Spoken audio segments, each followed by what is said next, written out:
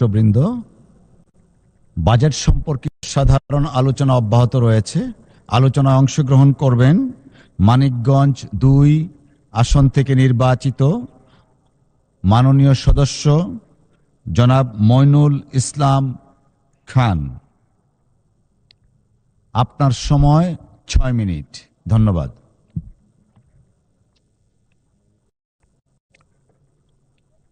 মাননীয় স্পিকার, আপনাকে ধন্যবাদ এই মহান সংসদে ২০২৬-২৭ অর্থ বছরের প্রস্তাবিত বাজেট সম্পর্কে কিছু বলার সুযোগ প্রদানের জন্য।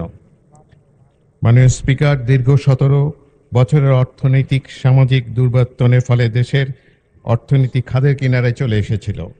আমি বিশ্বাস করি মাননীয় অর্থমন্ত্রীর প্রস্তাবিত এই বাজেট, এই জনমুখী বাজেট এবং মাননীয় প্রধানমন্ত্রী জনাব তারেক রহমানের নেতৃত্বে বিগত সরকারের রেখে যাওয়া অর্থনৈতিক দুরবস্থা থেকে দেশকে সঠিক পথে নিয়ে এসে আপামর জনগণের মনে স্বস্তি এনে দিবে এবং এই দেশের অর্থনৈতিক উন্নয়ন ত্বরান্বিত করবে। মাননীয় স্পিকার, স্বল্প আয়ের জনগণের আর্থিক সংগতি বৃদ্ধির লক্ষ্যে ব্যক্তিগত কর সীমা ৩,৭৫,০০০ থেকে ৩,৫০,০০০ থেকে ৩,৭৫,০০০ করা হয়েছে, যা ২০২৮-২৯ সালে ৪ লক্ষ টাকায় উন্নীত হবে। এই বাজেটে মহিলা, প্রবীণ জনগোষ্ঠী, তৃতীয় লিঙ্গ, পুঙ্গ, মুক্তিযোদ্ধা, জুলাই যোদ্ধা ও প্রতিবন্ধী ব্যক্তি অভিভাবকের জন্য কর প্রদানতা। এছাড়া জামানতের উপর আবগারি শুল্ক অব্যাহতির সীমা ৩ লক্ষ থেকে বৃদ্ধি করে ৪ লক্ষ টাকায় করা হয়েছে। এতে স্বল্প আয়ের মানুষের মনে স্বস্তি আসবে বলে আমি বিশ্বাস করি। মাননীয় স্পিকার, মাননীয় অর্থমন্ত্রীকে ধন্যবাদ জানাতে চাই। চাল, গম, আলু, ভোজ্য তেল, পেঁয়াজ ইত্যাদি নিত্য প্রয়োজনীয় দ্রব্য আমদানির ক্ষেত্রে উৎসে কর ৫% থেকে কমিয়ে 0.৫% করার জন্য। এর ফলে দ্রব্যমূল্য স্থিতিশীল থাকবে এবং জনগণের ক্রয় ক্ষমতা বৃদ্ধি পাবে। মাননীয় স্পিকার, জনসাধারণের চিকিৎসা ব্যয় কমিয়ে আনার লক্ষ্যে স্বাস্থ্য খাতে গত বাজেটের চেয়ে 50% বৃদ্ধি করে ৬৯,৪০৯ কোটি টাকা প্রস্তাব করা হয়েছে এবং একই সাথে ওষুধ প্রস্তুতের কাঁচামাল আমদানির ক্ষেত্রে উৎস কর, kidney dialysis filter, cardiac stent ইত্যাদি আমদানির ক্ষেত্রে এবং চোখের লেন্স সরবরাহের ক্ষেত্রে ভ্যাট ও আগাম কর সম্পূর্ণরূপে অব্যাহতি প্রদান করা হয়েছে। আমি এজন্য মাননীয় অর্থমন্ত্রীকে আন্তরিক ধন্যবাদ জানাতে চাই। মাননীয় স্পিকার, দরিদ্র নিরসন ও সামাজিক সুরক্ষা নিশ্চিত করা এবং বর্তমান সরকারের অন্যতম একটি নির্বাচনী অঙ্গীকার। ফ্যামিলি কার্ড, মা ও শিশু সহায়তা কর্মচারী, বয়স্ক ভাতা কার্যক্রমের সুবিধাভোগীর সংখ্যা বৃদ্ধি, মুক্তিযোদ্ধাদের মাসিক সম্মানী বৃদ্ধি ইত্যাদি মাধ্যমে দরিদ্র নিরসন ও সামাজিক উন্নয়নে এই বাজেট অত্যন্ত সময় উপযোগী ভূমিকা রাখবে বলে আমি বিশ্বাস করি। মাননীয় স্পিকার, বাংলাদেশ জাতীয়তাবাদী দল বিএনপি নির্বাচনী অঙ্গীকার বাস্তবায়নের লক্ষ্যে কৃষি, শিক্ষা, শিল্প, বাণিজ্য ও জ্বালানি নিরাপত্তা সহ অন্যান্য গুরুত্বপূর্ণ খাতে প্রয়োজনীয় সংস্কার ও প্রস্তাব করা হয়েছে, যা দেশের টেকসই ও সামাজিক অর্থনৈতিক উন্নয়ন নিশ্চিত বলে আমার বিশ্বাস। মাননীয় স্পিকার, পরিশেষে একটি বিষয়ে আপনার মাধ্যমে মাননীয় অর্থমন্ত্রী মহোদয়ের দৃষ্টি আকর্ষণ করতে চাই। জনমনে একটি ধারণা যে সরকারি কোষাগারে কোনো অতিরিক্ত অর্থ জমা হলে তা আর ফেরত আসে না। এর ফলে উৎসে কর ও উৎসে মূসক আদায় বাধাগ্রস্ত হচ্ছে। অতিরিক্ত আদায়কৃত অগ্রিম আয় কর ও মূসক ফেরত প্রদানের প্রক্রিয়া সহজ করার জন্য কিছু প্রস্তাবনা মাননীয় অর্থমন্ত্রী পেশ করেছেন। ফেরত প্রক্রিয়া সময় উপযোগী ও প্রযুক্তি নির্ভর হলে তা দ্রুত কার্যকর করা সম্ভব হবে, জনগণের আস্থা বৃদ্ধি পাবে এবং উৎসে কর ও মূসক আদায় বেগবান হবে, রাজস্ব আয় বৃদ্ধি হবে। এ ব্যাপারে বিদ্যমান আইনে প্রয়োজনীয় সংস্কার ও তা দ্রুত বাস্তবায়নের প্রয়োজনীয় পদক্ষেপ গ্রহণ করার জন্য মাননীয় অর্থমন্ত্রীকে অনুরোধ জানাচ্ছি। মাননীয় স্পিকার, মাননীয় মাননীয় অর্থমন্ত্রীকে আবারও ধন্যবাদ জানাচ্ছি। একটি জনমুখী সময়োপযোগী বাজেট প্রণয়নের জন্য আমার দৃঢ় বিশ্বাস মাননীয় প্রধানমন্ত্রী তারেক রহমানের নেতৃত্বে আমাদের সরকার রাজনৈতিক অঙ্গীকার প্রতিফলন এই বাজেট বাস্তবায়িত হলে দেশের অর্থনৈতিকভাবে স্থিতিশীল হবে এবং জনগণের মুখে হাসি ফুটবে। আপনাকে ধন্যবাদ মাননীয় স্পিকার। আপনাকে অসংখ্য ধন্যবাদ মাননীয় সদস্য। আলোচনায় অংশগ্রহণ করবেন গাজীপুর ৩ আসন থেকে নির্বাচিত মাননীয় সদস্য জনাব এস এম রফিকুল ইসলাম। জনাব এস এম রফিকুল ইসলাম, আপনার সময় ৬ মিনিট। ধন্যবাদ আপনাকে। বিসমিল্লাহির রহমানির রহিম। আসসালামু আলাইকুম। মাননীয় স্পিকার, আপনাকে ধন্যবাদ আজকের বাজেট অধিবেশনে আমাকে কথা বলতে দেওয়ার জন্য, সুযোগ দেওয়ার জন্য। এবারে বাজেটের সবচেয়ে গুরুত্বপূর্ণ বৈশিষ্ট্য হলো এটি শুধু একটি বড় বাজেট নয়, এটি অগ্রাধিকার পরিবর্তনের বাজেট। 9,38,000 কোটি টাকার এই বাজেটের মূল ভিত্তি হলো অর্থনৈতিক স্থিতিশীলতা, সাধারণ মানুষের সুরক্ষা, মানব সম্পদ উন্নয়ন, কর্মসংস্থান সৃষ্টি, বিনিয়োগ বৃদ্ধি এবং ভবিষ্যৎমুখী অর্থনীতি গঠন। মাননীয় স্পিকার, আজ আমাদের প্রয়োজন দক্ষ জনশক্তি, সুস্থ পরিবার, নারী নিরাপত্তা, কর্মক্ষম যুব সমাজ, শক্তিশালী এসএমই খাত, আধুনিক কৃষি, বহুমুখী রফতানি এবং জবাবদিহিমূলক আর্থিক ব্যবস্থা। আমি মনে করি প্রস্তাবিত বাজেটে এসব গুরুত্বপূর্ণ বিষয়কে যথাযথ গুরুত্ব দেওয়া হয়েছে। এই লক্ষ্যগুলিকে সামনে রেখে সামাজিক অবকাঠামো খাতে মোট 2,79,001 কোটি টাকা বরাদ্দের প্রস্তাব করা হয়েছে, যা মোট বরাদ্দের 29.74%। ভৌত অবকাঠামো খাতে 1,74,988 কোটি টাকা এবং সাধারণ সেবা খাতে 2,45,117 কোটি টাকা বরাদ্দের প্রস্তাব করা হয়েছে।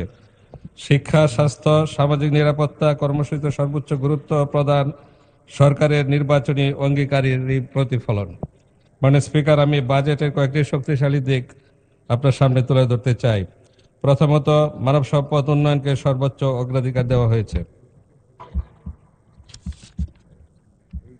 বার্ষিক উন্নয়ন কর্মসূচিতে মানব সম্পদ উন্নয়নে 1,28,426 কোটি টাকা বরাদ্দ রাখা হয়েছে, যা মোট এডিপির 42.8%। সংশোধিত বাজেটে এই হার ছিল 22.9%। এটি শুধু সংখ্যার পরিবর্তন নয়, এটি রাষ্ট্রের অগ্রাধিকার মৌলিক পরিবর্তনের প্রতিফলন। প্রাথমিক শিক্ষা, মাধ্যমিক শিক্ষা, উচ্চ শিক্ষা, স্বাস্থ্য খাতে বরাদ্দ বৃদ্ধি প্রমাণ করে যে সরকার শুধু বর্তমান নয়, ভবিষ্যৎ প্রজন্মের উৎপাদনশীলতাকেও গুরুত্ব দিচ্ছে। দ্বিতীয়ত, স্বাস্থ্য খাতে উল্লেখযোগ্য বরাদ্দ বৃদ্ধি অত্যন্ত প্রশংসনীয়। স্বাস্থ্য বিভাগে 49,387 কোটি টাকা বরাদ্দের প্রস্তাব করা হয়েছে, যেখানে পূর্ববর্তী সংশোধিত বরাদ্দ ছিল 21,934 কোটি টাকা। এবারে বরাদ্দ গতবারের চেয়ে দ্বিগুণ। আমাদের দেশে একটি বড় অসুস্থতা এখনো অনেক পরিবারের জন্য আর্থিক সংকট ডেকে আনে, তাই স্বাস্থ্য খাতে বরাদ্দ বৃদ্ধি heart stand, dialysis, I lens সহ বিভিন্ন চিকিৎসা সামগ্রীর উপর কর অব্যাহতি সাধারণ মানুষের চিকিৎসা ব্যয় কমাতে গুরুত্বপূর্ণ ভূমিকা রাখবে। তৃতীয়ত, সামাজিক নিরাপত্তা কর্মসূচির সম্প্রসারণ করা হয়েছে। সামাজিক নিরাপত্তা খাতে 1,44,338 কোটি টাকা বরাদ্দের প্রস্তাব করা হয়েছে, যা আগের বছরের তুলনায় 14.4% বেশি। ফ্যামিলি কার্ড, খাদ্য সহায়তা, বয়স্ক ভাতা, বিধবা ভাতা, প্রতিবন্ধী সহায়তা, নিম্ন আয়ের মানুষের জন্য বিভিন্ন কর্মসূচিকে আমরা শুধু অনুদান হিসেবে দেখব না, এগুলি অর্থনৈতিক স্থিতিশীলতার ভিত্তি। কারণ একজন দরিদ্র মানুষ যখন ন্যূনতম খাদ্য ও নিরাপত্তা পায়, তখন তার ক্রয় ক্ষমতা বাড়ে, বাজার সচল থাকে এবং সমাজে স্থিতিশীলতা বজায় থাকে। চতুর্থত, নারী ও শিশু উন্নয়নে বিশেষ গুরুত্ব দেওয়া হয়েছে। নারী ও শিশু বিষয়ক মন্ত্রণালয়ের জন্য 5,196 কোটি টাকা বরাদ্দের প্রস্তাব করা হয়েছে। 20টি নতুন ডে কেয়ার সেন্টার, 10,40,000 নারীর খাদ্য সহায়তা, কর্মজীবী নারীদের নিরাপদ যাতায়াতের জন্য পিঙ্ক বাস সার্ভিস চালুর উদ্যোগ প্রমাণ করে যে নারী উন্নয়নকে শুধু কল্যাণমূলক কর্মসূচি নয়, অর্থনৈতিক উৎপাদনশীলতার অংশ হিসেবে দেখা হচ্ছে। একজন মা যদি নিরাপদ ডে কেয়ার সুবিধা পান, একজন কর্মজীবী নারী যদি নিরাপদ যাতায়াত নিশ্চিত করতে পারেন, একজন নারী উদ্যোক্তা যদি সহজে আর্থিক সুবিধা পান, তাহলে শুধু পরিবার নয়, পুরো অর্থনীতি উপকৃত হবে। পঞ্চমত, কৃষি ও খাদ্য নিরাপত্তা জোরদারে কার্যকর উদ্যোগ গ্রহণ করা হয়েছে। কৃষকের উৎপাদন ব্যয় হ্রাস, সংরক্ষণ ব্যবস্থা উন্নয়ন, পরিবহন সুবিধা বৃদ্ধি, বাজার ব্যবস্থাপনা আধুনিকায়নের উদ্যোগ গ্রহণ করা হয়েছে। একই সঙ্গে বিনিয়োগ বান্ধব পরিবেশ সৃষ্টি, এসএমই খাতের বিকাশ, রপ্তানি ভূমিকরণ, স্টার্ট আপ ইকোসিস্টেমকে শক্তিশালী করার পদক্ষেপ প্রশংসার দাবি রাখেন।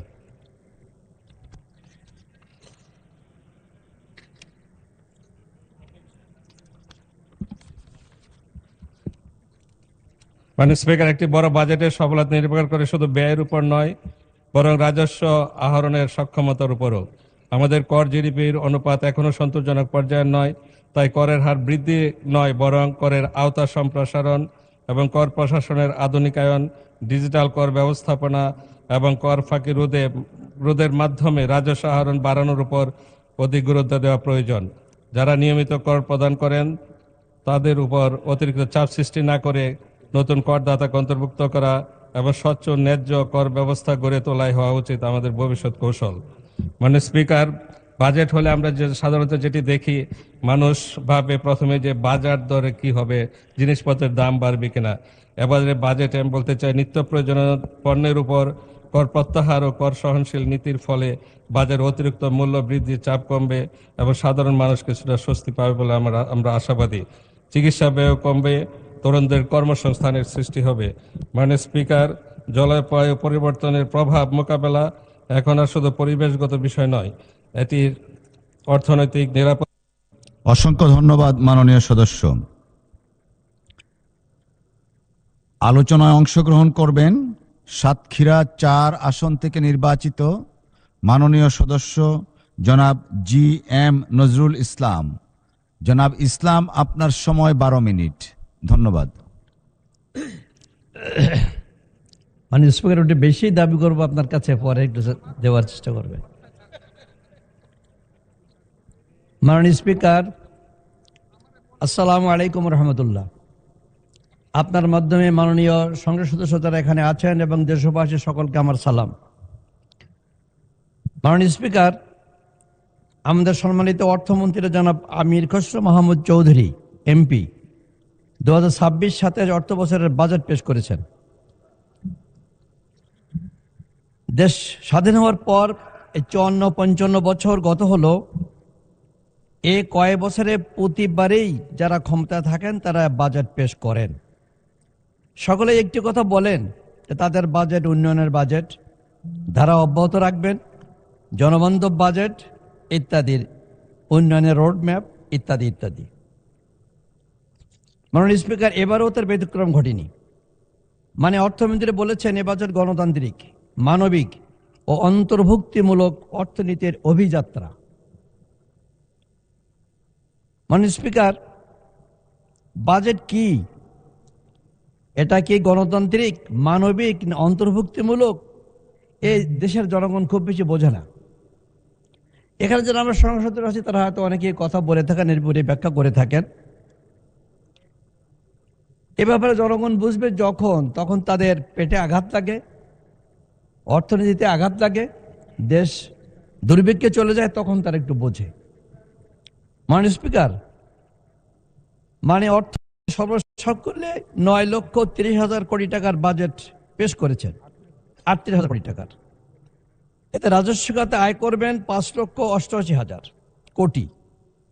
বাকি 3,50,000 কোটি টাকা কোথা থেকে আসবে স্পষ্ট বলা নেই। হয়তো ভ্যাট কিংবা অন্য কিছুতে কিছু আসতে পারে, কিন্তু অনেকে বলেছেন এই ঘাটতি যে পূরণ হবে এটা ঠিক বিশ্বাস করা যায় না। মাননীয় স্পিকার, বাজেটের গাণিতিক কিংবা জ্যামিতিক যোগ বিয়োগ কিংবা গুণ ভাগের প্রশ্ন তুলে বাজেটের আঙ্গিক সৌষ্ঠব নষ্ট করতে চাই না। এ বিষয়ে যাবৎ সংসদে আমার অসংখ্য সম্মানিত সদস্যগণ চুলচেরা বিশ্লেষণ করেছেন। আমি একটি ভিন্নধর্মী আলোচনায় যেতে চাই। মাননীয় স্পিকার, বাংলাদেশের অর্থ বছর ফিসক্যাল ইয়ার হলো June to July, July to June. এদেশে আষাঢ় শ্রাবণের বর্ষণধারার মাস। মাননীয় স্পিকার, কেন জানি না আমাদের পূর্ববর্তী নেতৃবৃন্দ বাজেটের অর্থ বছরে এই জুলাই টু জুন নির্ধারণ করলেন।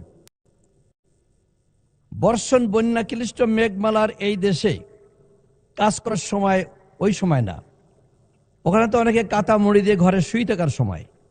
অথচ এই সময়টা বাজেটের প্রারম্ভিক এবং শেষ নির্ধারণ করে বোধহয় আমাদের দেশের নেতৃবৃন্দ ঠিক করেননি। অন্যান্য দেশে কিন্তু এপ্রিল টু মার্চ, আমাদের ভারতে পার্শ্ববর্তী ফিসক্যাল ইয়ার। আমি স্পষ্টভাবে আজকে এই বাজেট আলোচনা পথে বলতে চাই, আইন করে হলেও আমাদের দেশে এই বাজেটের ফিসক্যাল ইয়ার ডিসেম্বর, জানুয়ারি অথবা এপ্রিল, মার্চ করা উচিত। মানে স্পিকার, দ্বিতীয় হলো, কদিন আগে এই সংসদে সরকার 2/3 সমর্থনের বুনিয়াদে কণ্ঠভোটে 1000 কোটি টাকার সম্পূরক বাজেট পাশ করেছেন। মাননীয় স্পিকার, এই সম্পূরক বাজেট কি এটাও দেশবাসী খুব বেশি জানে না। এটি হলো সরকার তার নিজস্ব প্রয়োজনে খুশি মতো খরচ করতে বেহুদে কিছু টাকা খরচ করে বসে কিংবা খরচ করে এই টাকাকে পূরণ করবার জন্য সম্পূরক বাজেট হিসেবে পাশ করানো হয়। মাননীয় স্পিকার, আমেরিকাতে শক্তিশালী দেশ হওয়া সত্ত্বেও যুদ্ধকালীন সময় তারা যদি কোনো টাকা বরাদ্দ করে, কংগ্রেস ডেকে আইন করে তারা পাশ করার ব্যবস্থা করে। আমাদের দেশে সেই সিস্টেম নাই।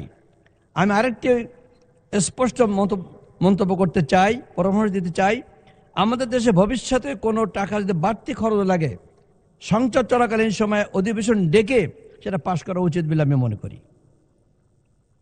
মাননীয় স্পিকার, বাজেটের একটি বিষয় তিনি অবতারণা করেছেন, সেটি হলো সুশাসন। এখানে মাননীয় অর্থমন্ত্রী অতি সুন্দর বচনে ভাবগম্ভীর কণ্ঠে উচ্চারণ করেছেন যে বাংলাদেশ বিনির্মাণে, মেধাভিত্তিক বাংলাদেশ বিনির্মাণে লক্ষ্যে সকল ধরনের নিয়োগ, বদলি, পদোন্নতি, মেধা, সততা, দক্ষতা, অভিজ্ঞতা এবং প্রশিক্ষণ যোগ্যতাই অন্যতম শক্তি হিসেবে বিবেচনা করা হবে তিনি উল্লেখ করেছেন। মাননীয় স্পিকার, আমি স্পষ্ট বলতে চাই, তিনি যে ক্যারিটারিগুলো উল্লেখ করেছেন গণতন্ত্রে গিয়ে বাংলাদেশে আমরা ইতিমধ্যে দেখছি যে জেলা পরিষদে অন্যান্য স্থানীয় গভর্নমেন্টের ক্ষেত্রে তিনি স্বেচ্ছাচারী কায়দায় প্রশাসক নিয়োগ দিয়ে তিনি এই গণতান্ত্রিক অবস্থানটাকে ঠিক করলেন কিনা আমি মাননীয় মন্ত্রী মহোদয়কে, সরকারকে চিন্তা করতে বলবো। প্রসঙ্গত বলতে চাই, আমাদের বিএনপির ভাইরা প্রায় বলে থাকেন, আমরা ওটা স্বীকার করি, মাদার অফ ডেমোক্রেসি আমাদের মরহুম বেগম খালেদা জিয়া। তার যোগ্য পুত্র সংসদের নেতা, মাদার অফ ডেমোক্রেসির পুত্র নেতা হয়ে এই মাদার অফ ডেমোক্রেসিকে ধ্বংস করে কেন তিনি কাজটা করতে গেলেন? কেন নির্বাচন দিয়ে করলেন না? আমার সংসদের কাছে প্রশ্ন। আমি দাবি করব এটাকে বাতিল করে নির্বাচনের মাধ্যমে, জনপ্রতিনিধিদের মাধ্যমে জেলা প্রশাসক এবং অন্যান্য স্থানীয় পর্যায়ের নেতা নির্বাচন করা হোক। মাননীয় স্পিকার, অঞ্চল ভিত্তিক সুষম উন্নয়নের কথা তিনি বলেছেন। আমি কয়েকটি বিষয় বেশি বলবো না। মাননীয় স্পিকার, সরকার বলেছে দেশের বিভিন্ন অঞ্চলের মধ্যে অর্থনৈতিক, সামাজিক অবকাঠামোগত বৈষম্য কমিয়ে সমাপতিক সুষম উন্নয়ন নিশ্চিত করতে সরকার নাকি অঙ্গীকারবদ্ধ। মাননীয় স্পিকার, সরকার আসে, সরকার যায়। বাজেটে উল্লেখ করে চট্টগ্রাম বা দেশের বাণিজ্যিক রাজধানী হিসেবে গড়ে তোলা সরকারের কৌশলগত একটা উদ্যোগ নিয়েছেন বলে উল্লেখ করা হয়েছে। মাননীয় স্পিকার, আমরা চাই বাংলাদেশে ইসলাম প্রচার ও আগমনের দুয়ার চট্টগ্রাম দেশের প্রধান বাণিজ্যিক বন্দরের উন্নতি হোক। আমি কয়েকবারে সংসদে এসেছি অতীতে, যতবার এসছে শুনি চট্টগ্রামের উন্নয়ন, 4 রাস্তা 6 রাস্তার লেন। আজ পর্যন্ত চট্টগ্রামের 4 এবং 6 রাস্তার লেনের সমাপ্তি ঘটল না। আরও কত বছর যাবে তার ঠিক নেই। মাননীয় স্পিকার, আমি বলি চট্টগ্রামের উন্নতি হোক, 6 লেন হোক, 4 লেন হোক, সাথে সাথে আমাদের মোংলা বন্দর এবং অন্যান্য স্থলবন্দর যেগুলো বাংলাদেশে আছে এগুলোরও উন্নতি করা হোক। মোংলা বন্দর এখন রেল লাইন সেখানে এখন স্পষ্ট হয়নি, রাস্তাঘাট এখন কাদা, গাড়ি ঘোড়া চলে না, জাহাজ ভিড়তে পারে না। এবং আমাদের দক্ষিণ পশ্চিম অঞ্চলের যে 12-14টা জেলা আছে এই বন্দর থেকে মালামাল সেখান থেকে সরবরাহ করা হয়। আমি দাবি করব চট্টগ্রাম বন্দরের পাশাপাশি সেকেন্ড স্থানীয় মঙ্গলাবদরের উন্নতি অব্যাহত থাকুক। মাননীয় স্পিকার,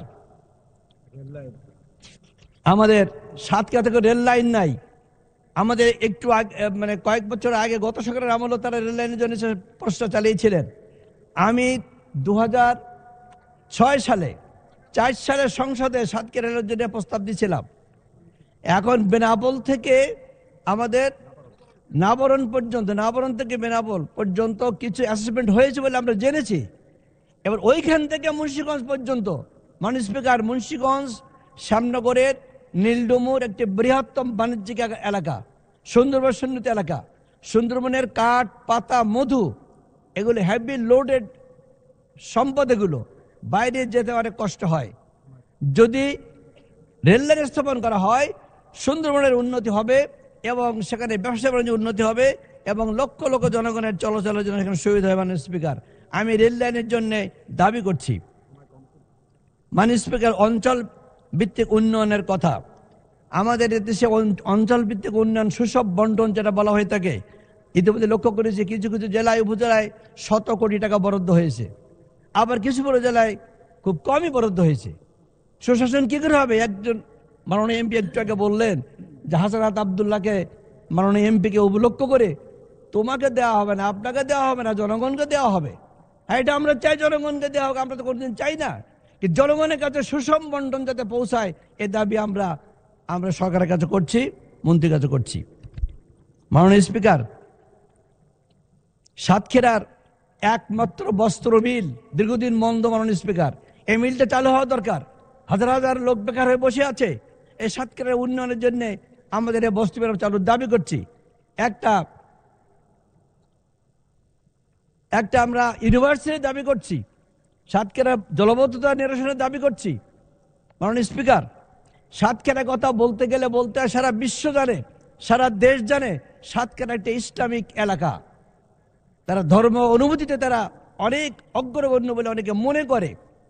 এই সাতক্ষীরার চারটে সিটে ইসলামিক সেন্টিমেন্টের মানুষেরা প্রায় 70% 80% ভোট দিয়ে 4 জন এমপিকে নির্বাচন করেছে।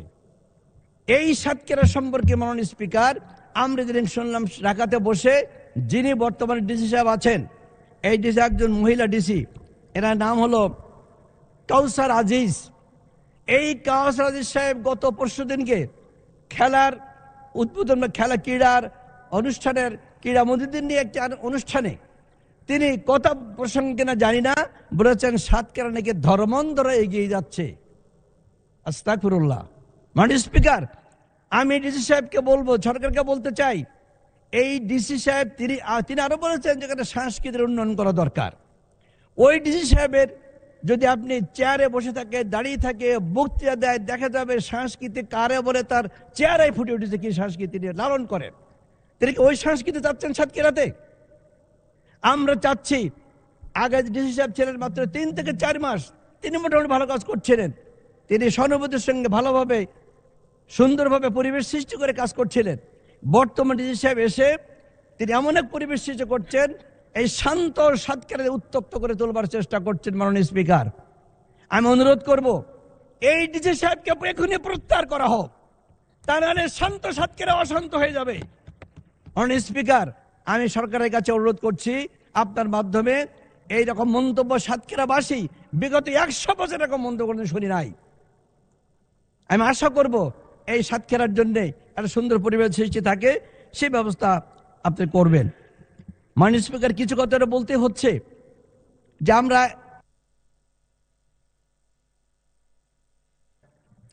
মাননীয় সদস্য, অসংখ্য ধন্যবাদ। Time is up. 4 মিনিট দেওয়া যাবে না, বড় জোর 1 মিনিট। Thank you. 1 মিনিট আর একটু বেশি করে দেন মাননীয় স্পিকার। এটা আমাদের অযাচিত কথা নাকি আমরা বলছি? অযাচিত কথা কোনটা আমরা জানি না। ওনারা প্রায় বলে থাকেন আমাদের সম্পর্কে, অনেক কথা বলে থাকেন। আমার অনেক নোট ছিল, আমরা বলতে পারছি না। এখন আমি একটা শুধু কথা বলবো, সেটা হলো এই যে রাজাকার যুদ্ধবিরোধী সম্পর্কে কথা শুনতে শুনতে কান ঝালাবালা। মাননীয় স্পিকার, আমি একজন মুক্তিযোদ্ধা। স্পিকার সাহেব নিজে বলেছেন রণাঙ্গনে আমার সঙ্গে সাক্ষাৎ হয়েছে, অত জায়গায় রাজাকার নাকি আছে। মানে স্পিকার, রাজাকারের যে তথ্য স্বাধীনতার পরে তথ্য দেওয়া হয়েছিল, নিশ্চয়ই আপনি দেখেছেন, সেখানে আওয়ামী লীগের মধ্যে 1080 জন রাজাকার, আর বিএনপির মধ্যে 700 কতজন রাজাকার, জামাতের মধ্যে 33 জন রাজাকার। মাননীয় স্পিকার, এই সংখ্যা 71-এর পরের সংখ্যা আওয়ামী লীগের দেওয়া সংখ্যা। এই যদি সত্য হয়ে থাকে তাহলে আমাদের সম্পর্কে বিরূপ মন্তব্য করে পরিবেশ নষ্ট করার দরকারটা কি? আমরা গণন করি না। অসংখ্য ধন্যবাদ। আলোচনায় অংশগ্রহণ করবেন কিশোরগঞ্জ 2 আসন থেকে নির্বাচিত মাননীয় সদস্য অ্যাডভোকেট মোহাম্মদ জালাল উদ্দিন। আপনার সময় 7 মিনিট। ধন্যবাদ আপনাকে। আলহামদুলিল্লাহ, মাননীয় স্পিকার, আপনাকে ধন্যবাদ। মাননীয় স্পিকার, 2026-2027 অর্থ বছরের বাজেট আলোচনায় আমি প্রথমেই শ্রদ্ধা জানাতে চাই আমাদের মাননীয় প্রধানমন্ত্রী, যার নির্দেশনায়, যার প্রত্যক্ষ তত্ত্বাবধানে এই বাজেট প্রস্তুত করা হয়েছে, এবং আমি ধন্যবাদ জানাতে চাই আমাদের মাননীয় অর্থমন্ত্রীকে। মাননীয় স্পিকার, একটা বিষয় আমাদেরকে আমরা জানি সবাই, দীর্ঘ 17 বছরের লুটপাট, খুন, গুম, রাহাজানি, হত্যা, আয়নাগর ইত্যাদির মাধ্যমে আমাদের আন্দোলন সংগ্রাম করতে হয়েছে, এবং আপনি নিজেও এই আন্দোলন সংগ্রামে ছিলেন আমাদের সাথে। এই আন্দোলন সংগ্রামের মাধ্যমে পরবর্তীতে জুলাই আগস্টের বিপ্লবের মাধ্যমে, ফ্যাসিস্টের পতনের মাধ্যমে সরকার গঠিত হয়েছে, এবং এই বিধ্বস্ত অর্থনীতি, বিধ্বস্ত দেশ, বিধ্বস্ত প্রশাসন সব মিলিয়ে এই বিধ্বস্ত ধ্বংসস্তূপের উপর দাঁড়িয়ে আমাদের মাননীয় প্রধানমন্ত্রী এই বাজেট প্রস্তুত করার জন্য আমাদের অর্থমন্ত্রীকে নির্দেশ দিয়েছেন। মাননীয় স্পিকার, এই বাজেটে আমরা দেখেছি, আমি গ্রামে থাকি, গ্রামের মানুষের সাথে আমার সদা সম্পর্ক আছে। আমরা যখন ছোট ছিলাম আমরা দেখেছি যে 1979 সাল থেকে সমস্ত বাজেটের প্রতিক্রিয়া আমি দেখেছি। বাজেট ঘোষিত হলেই দেশে আন্দোলন হতো, সংগ্রাম হতো, এমনকি হরতাল পর্যন্ত হয়েছে বাজেটের বিরুদ্ধে, বাজেট বরাদ্দ নিয়ে। এইবার আমি দেখেছি আমার এলাকা কটিয়াদি, পাখনদিয়াতে এই বাজেটকে স্বাগত জানিয়ে আনন্দ মিছিল হয়েছে, কারণ এইবার কোনো দ্রব্যের মূল্য বাড়ে নাই। এইবার সকল 60টি কৃষি পণ্য থেকে কর প্রত্যাহার করা হয়েছে। আমাদের শিক্ষা ব্যবস্থার জন্য সবচেয়ে বেশি বরাদ্দ রাখা হয়েছে। আমাদের স্বাস্থ্য ব্যবস্থার জন্য সবচেয়ে বেশি দ্বিতীয় বরাদ্দ রাখা হয়েছে, এবং সামাজিক নিরাপত্তার জন্য অনেক বরাদ্দ রাখা হয়েছে। যেখানে খেতাবপ্রাপ্ত মুক্তিযোদ্ধা, যেখানে আমাদের জুলাই যোদ্ধারা এবং ভাতা বৃদ্ধি করা হয়েছে, আমাদের সেই বিধবা, বয়স্ক, পঙ্গু তাদের জন্য ভাতার আওতা বাড়ানো হয়েছে এবং ভাতাও বৃদ্ধি করা হয়েছে। আজকে যাদের জন্য বাজেট তাদের মধ্যে আনন্দ আছে, তাদের মধ্যে কোনো প্রতিক্রিয়া নাই। আমরা যখন শুনি, যখন বলা হয় যে এটা লুটপাটের বাজেট, তখন আমরা বড় কষ্ট পাই। কারণ লুটপাট কোথা থেকে পাইলেন ওনারা? আজকে এই বিএনপি সরকারের প্রথম বাজেট, এরপরে আরো 4টা বাজেট ইনশাল্লাহ এই সংসদে পেশ করা হবে। তখন তারা বুঝতে পারবেন আমাদের সেই ভালো মন্দ, তখন তারা বলতে পারবেন, যাচাই করে সেখানে বলতে পারবেন। এই অর্থ বছরের যে কয়টা দিন, এটা বিগত অন্তর্বর্তী সরকারের আমলের সেই দিনগুলি আমরা পেয়েছি। আমরা লক্ষ্য করেছি যে যুবকদের জন্য, ছাত্রদের জন্য, আমাদের শিক্ষা ব্যবস্থার জন্য, আমাদের সেই কৃষকের জন্য, সামাজিক সুরক্ষার জন্য, তরুণদের জন্য বিশেষ বরাদ্দ রাখা হয়েছে এই বাজেটে। এই বাজেট জনবান্ধব। এই বাজেটে ব্যবসার জন্য ব্যবস্থা রাখা হয়েছে। আমাদের চিকিৎসার যারা দুস্থ, যারা ক্যান্সার এবং এরকম গুরুতর রোগীদের জন্য সমাজ কল্যাণ থেকে যেখানে 50,000 টাকা দেওয়ার ব্যবস্থা ছিল, এখানে এখন রাখা হয়েছে 1 লক্ষ টাকা। এবং আমাদের সেই কিডনি ডায়ালিসিসের জন্য, আমাদের চোখের লেন্সের জন্য এরকম ব্যবস্থা করা হয়েছে যাতে আমাদের দেশে দুস্থ মানুষ যাতে সহজেই চিকিৎসা পায়, সেই জন্য এই ব্যবস্থা রাখা হয়েছে। মাননীয় স্পিকার, আজকে আমরা এখানে সবাই বলা হয় মজলুমের সংসদ, এই কথা সত্য। কেউ ফাঁসির সেল থেকে ফিরে এসেছেন, কেউ কারাগার থেকে ফিরে এসেছেন, কেউ পালিয়ে থাকতেন। আমরা যারা এখানে আছি প্রত্যেকের বিরুদ্ধে একাধিক মামলা ছিল এবং আমার বিরুদ্ধে সর্বশেষ মামলাটা হয়েছিল জুলাই 2024-এর মামলা নাম্বার 9724। এটার প্রধান আসামি ছিলাম আমি। যেটা আমরা এই সকলে মিলে এই সংসদ, এই জাতি, এই সরকার গঠন করেছি। এই সরকারকে সেই সমালোচনা করতে হবে, যে সমালোচনা আমরা সমালোচনা পছন্দ করি, সমালোচনা করতে হবে গঠনমূলক। কিন্তু লুটপাটের বাজেট, কল্পনা বিলাসী বাজেট, এই চানাচুরের বাজেট ইত্যাদি ইত্যাদি কথা বলে এটা অনাহুত কথা বলা হচ্ছে। আমরা আপনাদের কাছ থেকে সহযোগিতা চাই, তবে এরকম সহযোগিতা যেটা, আমি একটা কথা বলবো, এই সংসদে এই কথাটা হয়েছে যখন বগুড়ার ইলেকশনের দিন, যেটা বাই ইলেকশন বগুড়া এবং আমাদের শেরপুরের এই নির্বাচনের দিন, আমাদের এখানে বাজেট প্রণয়ন ছিল। আমাদের বিরোধী দলের একজন সদস্য বাজেটের উপর আপত্তি দিয়ে বক্তব্য রাখছিলেন। তখন উনি বললেন যে বগুড়া আর মাগুরার ইলেকশন নাকি একরকম ইলেকশন হয়েছে, বগুড়া নাকি সেখানে ভোট ডাকাতি হয়েছে। এই কথা বলে তিনি আবার বললেন ওনাদের একজন কর্মী গুরুতর আহত হয়েছে। এই কথা বলে আবার উনি বক্তব্য রাখলেন। একটু পরে আরেকজন ওনাকে কানে কানে বললেন, উনি দাঁড়াই ছিলেন, বললেন সেই কর্মী মারা গেছে। সমস্যারে সবাই ইন্না লিল্লাহি ওয়া ইন্না ইলাইহি রাজিউন পড়েছেন। এই আপনি সেদিন আমাদের স্পিকার স্যার সভাপতিত্ব করছিলেন, এই সংসদের সেই কার্যবিবরণীতে এই ইন্না লিল্লাহি পর্যন্ত আছে। একটা সুস্থ মানুষকে আমি পরের দিন পত্রপত্রিকা ঘেটে খুব খোঁজখবর নেওয়ার চেষ্টা করলাম, সেখানে কোনো ভোট ডাকাতি হয় নাই। সেখানে যেটা চেষ্টা করা হয়েছে তারাই বরং ভোট ডাকাতি করার চেষ্টা করেছে। সেখানে ভোট ডাকাতি হয় নাই, সেখানে সুষ্ঠু ইলেকশন হয়েছে। দ্বিগুণ ভোট পেয়ে আমাদের বাদশা ভাই নির্বাচিত হয়েছেন। তারপরেও একটা মানুষের মৃত্যুর খবর এই মহান পার্লামেন্টে দেওয়া হলো, যেটা এরপরে আর কোনো বক্তব্য দিয়ে এটাকে তারা সংশোধনের চেষ্টা করা হলো না, এটা এক্সপঞ্জ হলো না। মাননীয় স্পিকার, আপনার জ্ঞাতার্থে জানাচ্ছি। মাননীয়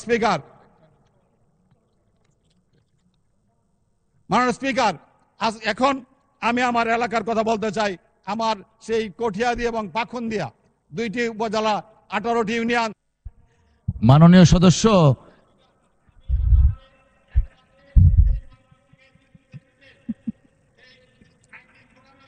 জি জি জি জি 2 মিনিট দেয়া হলো বৃষ্টি ভেজার কারণে। 2 মিনিট। মাননীয় স্পিকার, আপনি জানেন যে সেই আন্দোলন ময়মনসিংহে আমরা আইনজীবী ফোরামের প্রোগ্রাম ছিল, আমাদের জয়নাল আবেদিন স্যার, আপনি ছিলেন।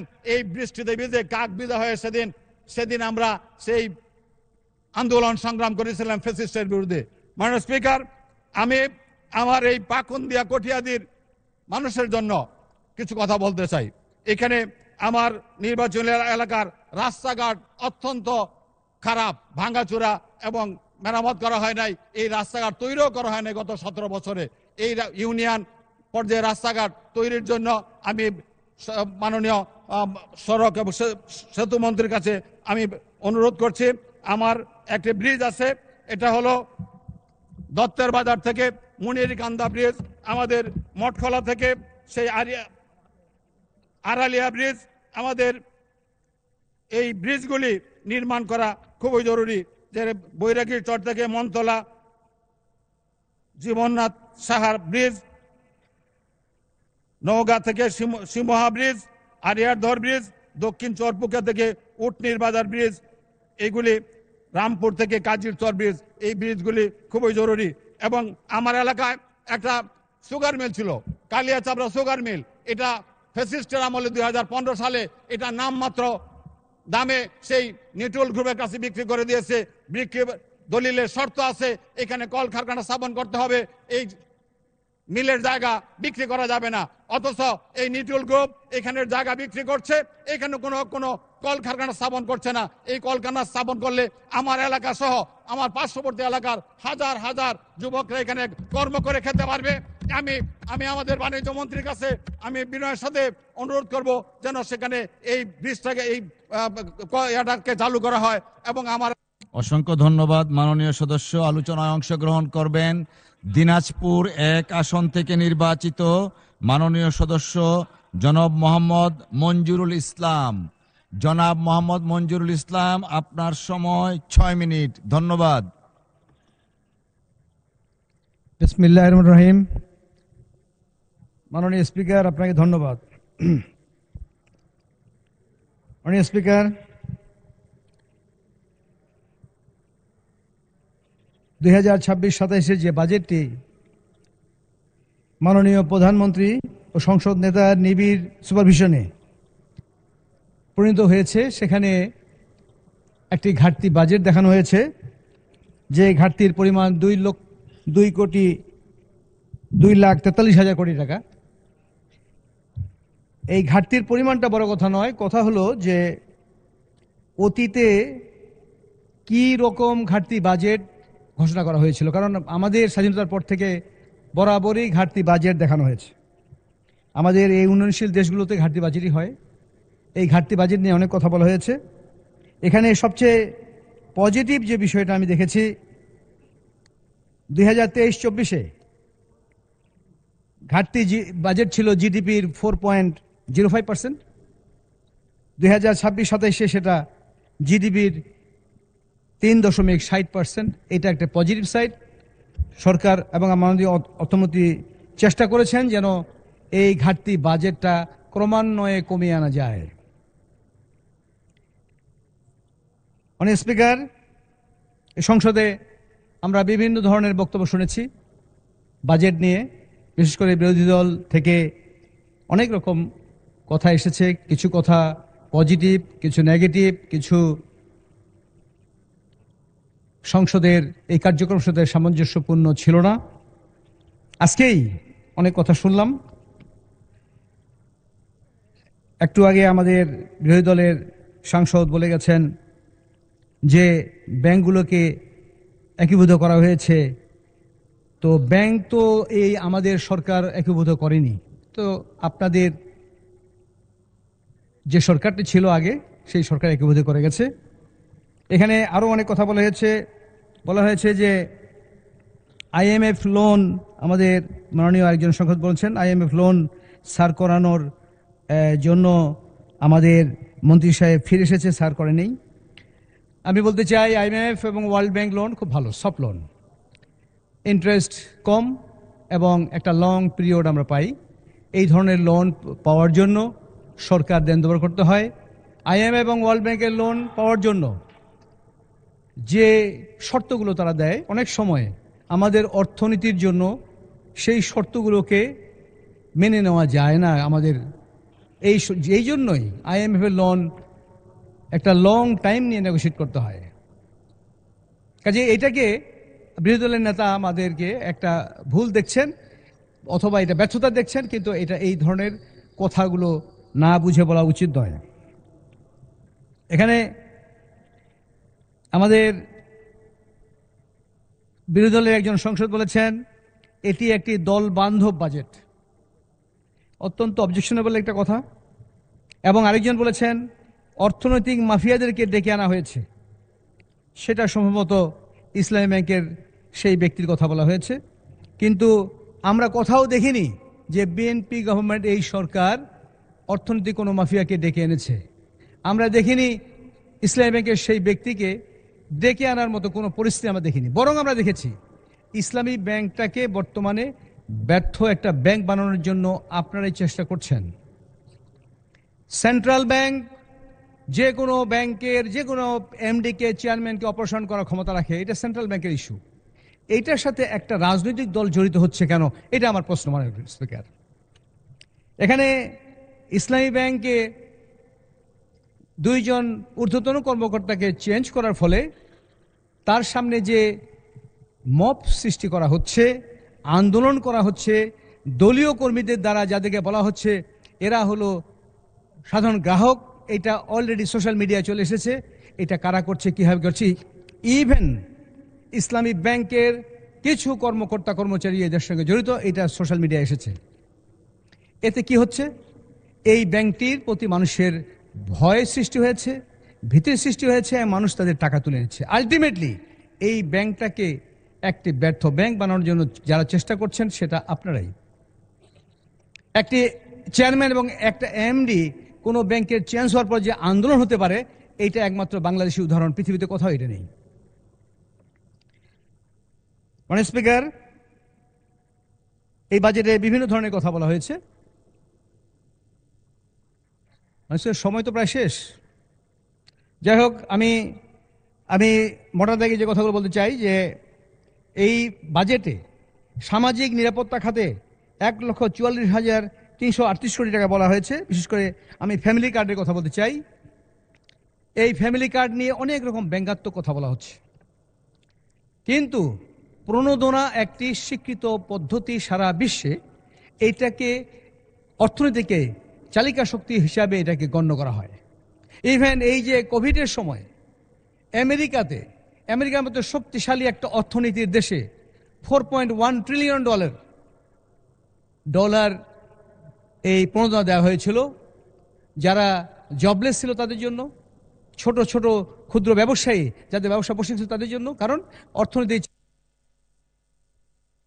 ধন্যবাদ মাননীয় সদস্য। আচ্ছা, 2 মিনিট দেয়া হলো।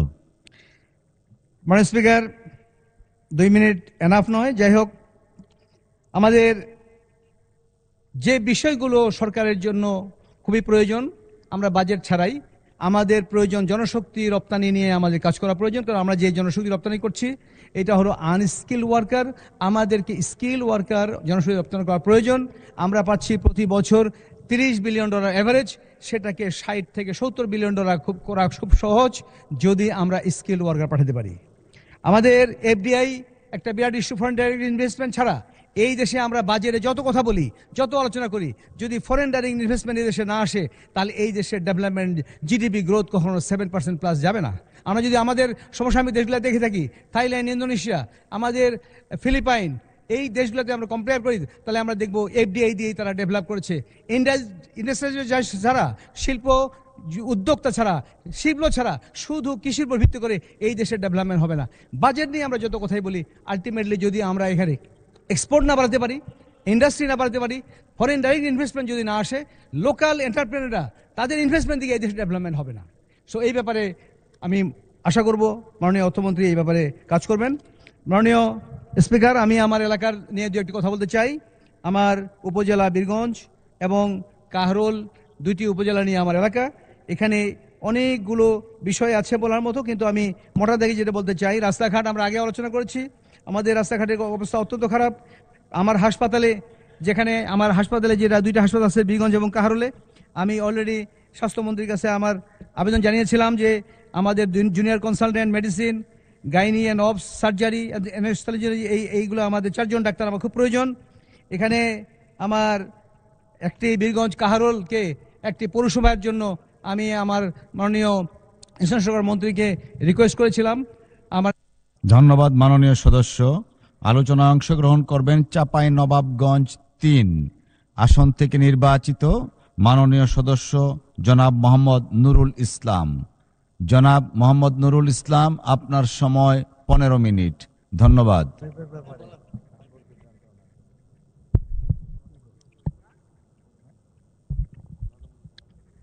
বিসমিল্লাহির রহমানির রহিম। মাননীয় স্পিকার, আপনাকে ধন্যবাদ। আমরা আমাদের দীর্ঘদিনের প্রত্যাশিত গণতান্ত্রিক প্রক্রিয়ার ধারাবাহিকতায় জাতীয় সংসদে আমরা বাজেট পাস হতে দেখেছি। আমরা বাজেট নিয়ে আলোচনা করছি। আমাদের এই বাজেট একটি বড় বাজেট, একটি বড় স্বপ্ন।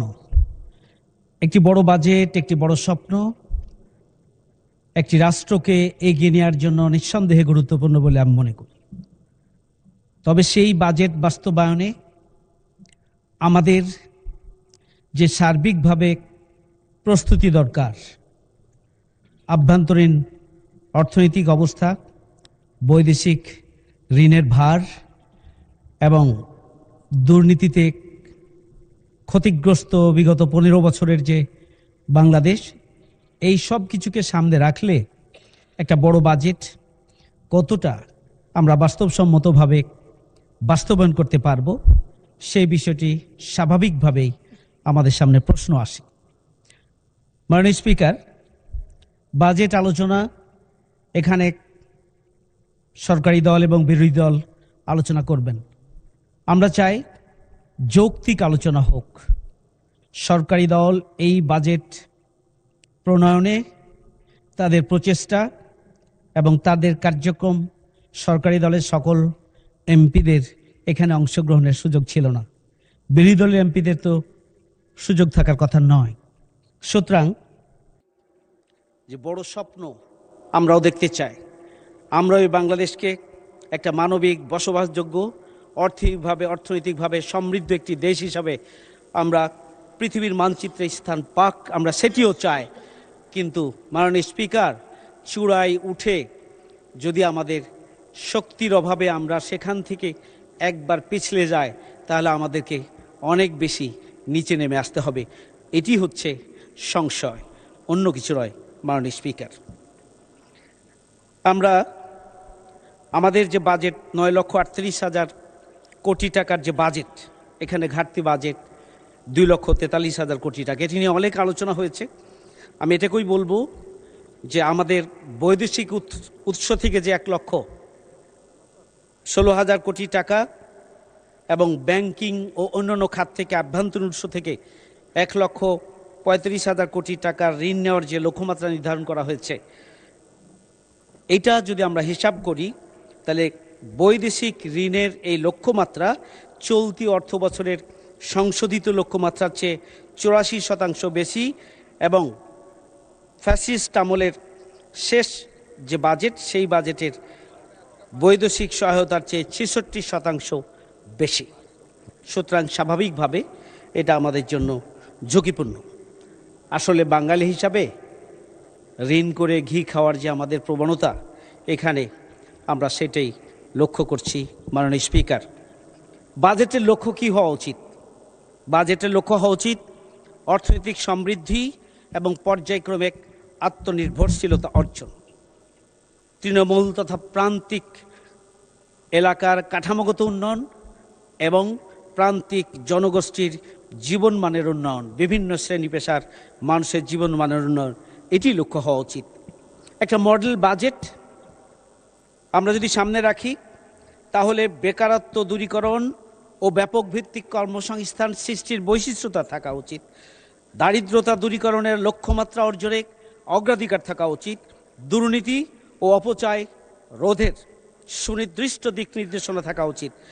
ঋণ নির্ভরশীলতা পর্যায়ক্রমে কমানোর পদক্ষেপ এবং সেক্ষেত্রে স্পষ্ট দিক নির্দেশনা থাকা উচিত বলে আমি মনে করি। একটি মডেল বাজেটের জন্য আত্মনির্ভরশীলতার লক্ষ্য অর্জনের দিকে গুরুত্ব দেওয়া উচিত। রাজস্ব খাতের আয় কমপক্ষে 90% থেকে 95% অর্জনের লক্ষ্যমাত্রা থাকা উচিত। সম্মানিত মাননীয় স্পিকার, আজকে আমরা যদি আমাদের এই বাজেটকে আমরা সামনে রাখি, আমাদের সামনে চ্যালেঞ্জগুলো কি? অনেকগুলো চ্যালেঞ্জ নিয়ে আলোচনা হয়েছে, আমি সেদিকে যেতে চাই না। আমরা মূল্যস্ফীতির কথা বলছি। এই মূল্যস্ফীতি আমরা বলছি যে বাজেট পেশ করার পরে জিনিসপত্রের মূল্য বাড়েনি। অত্যন্ত কৌশলগতভাবে সরকার বাজেট পেশ করার 7 দিন 10 দিন আগে থেকেই জ্বালানি তেলের মূল্য বৃদ্ধি করেছে, এরপরে বিদ্যুতের মূল্য বৃদ্ধি করেছেন, এলএনজি এসএনজি সহ বিভিন্ন প্রয়োজনীয় দ্রব্যের মূল্য বৃদ্ধি করেছেন। স্বাভাবিকভাবে মূল্য বৃদ্ধি হয়েছে, এটি একটি। আরেকটি হচ্ছে, আসলে আমরা যখনই সরকারি দল এবং বিরোধী দল ট্রেডিশন থেকে বের হয়ে আসা উচিত। আমরা সরকারি ট্রেজারি বেঞ্চে বসলেই একটা ম্যাজিক চশমা আমাদের কাছে চলে আসে। এই ম্যাজিক চশমায় আমরা বাজারে গেলেও ঊর্ধ্বগতিটা আমাদের ঊর্ধ্বগতি মনে হয় না। মাননীয় স্পিকার, এটি হচ্ছে আমাদের সমস্যা। আমি 2,43,000 কোটি টাকার বাজেট ঘাটতি, এই অর্থায়ন একটা বড় চ্যালেঞ্জ। এই চ্যালেঞ্জটা মোকাবেলা করার জন্য যে পদক্ষেপ, সেই পদক্ষেপটা কতটা বাস্তবসম্মত হবে। আমরা যদি বৈদেশিক ঋণের দিকে আমরা নজর দিই তাহলে যেটি হবে, সময় মতো আমরা আমাদের কাজগুলো করতে পারবো না। আবার বৈদেশিক ঋণের শর্তগুলো পূরণ করতে গিয়ে আমাদেরকে অনেক কিছু ছাড় দিতে হবে।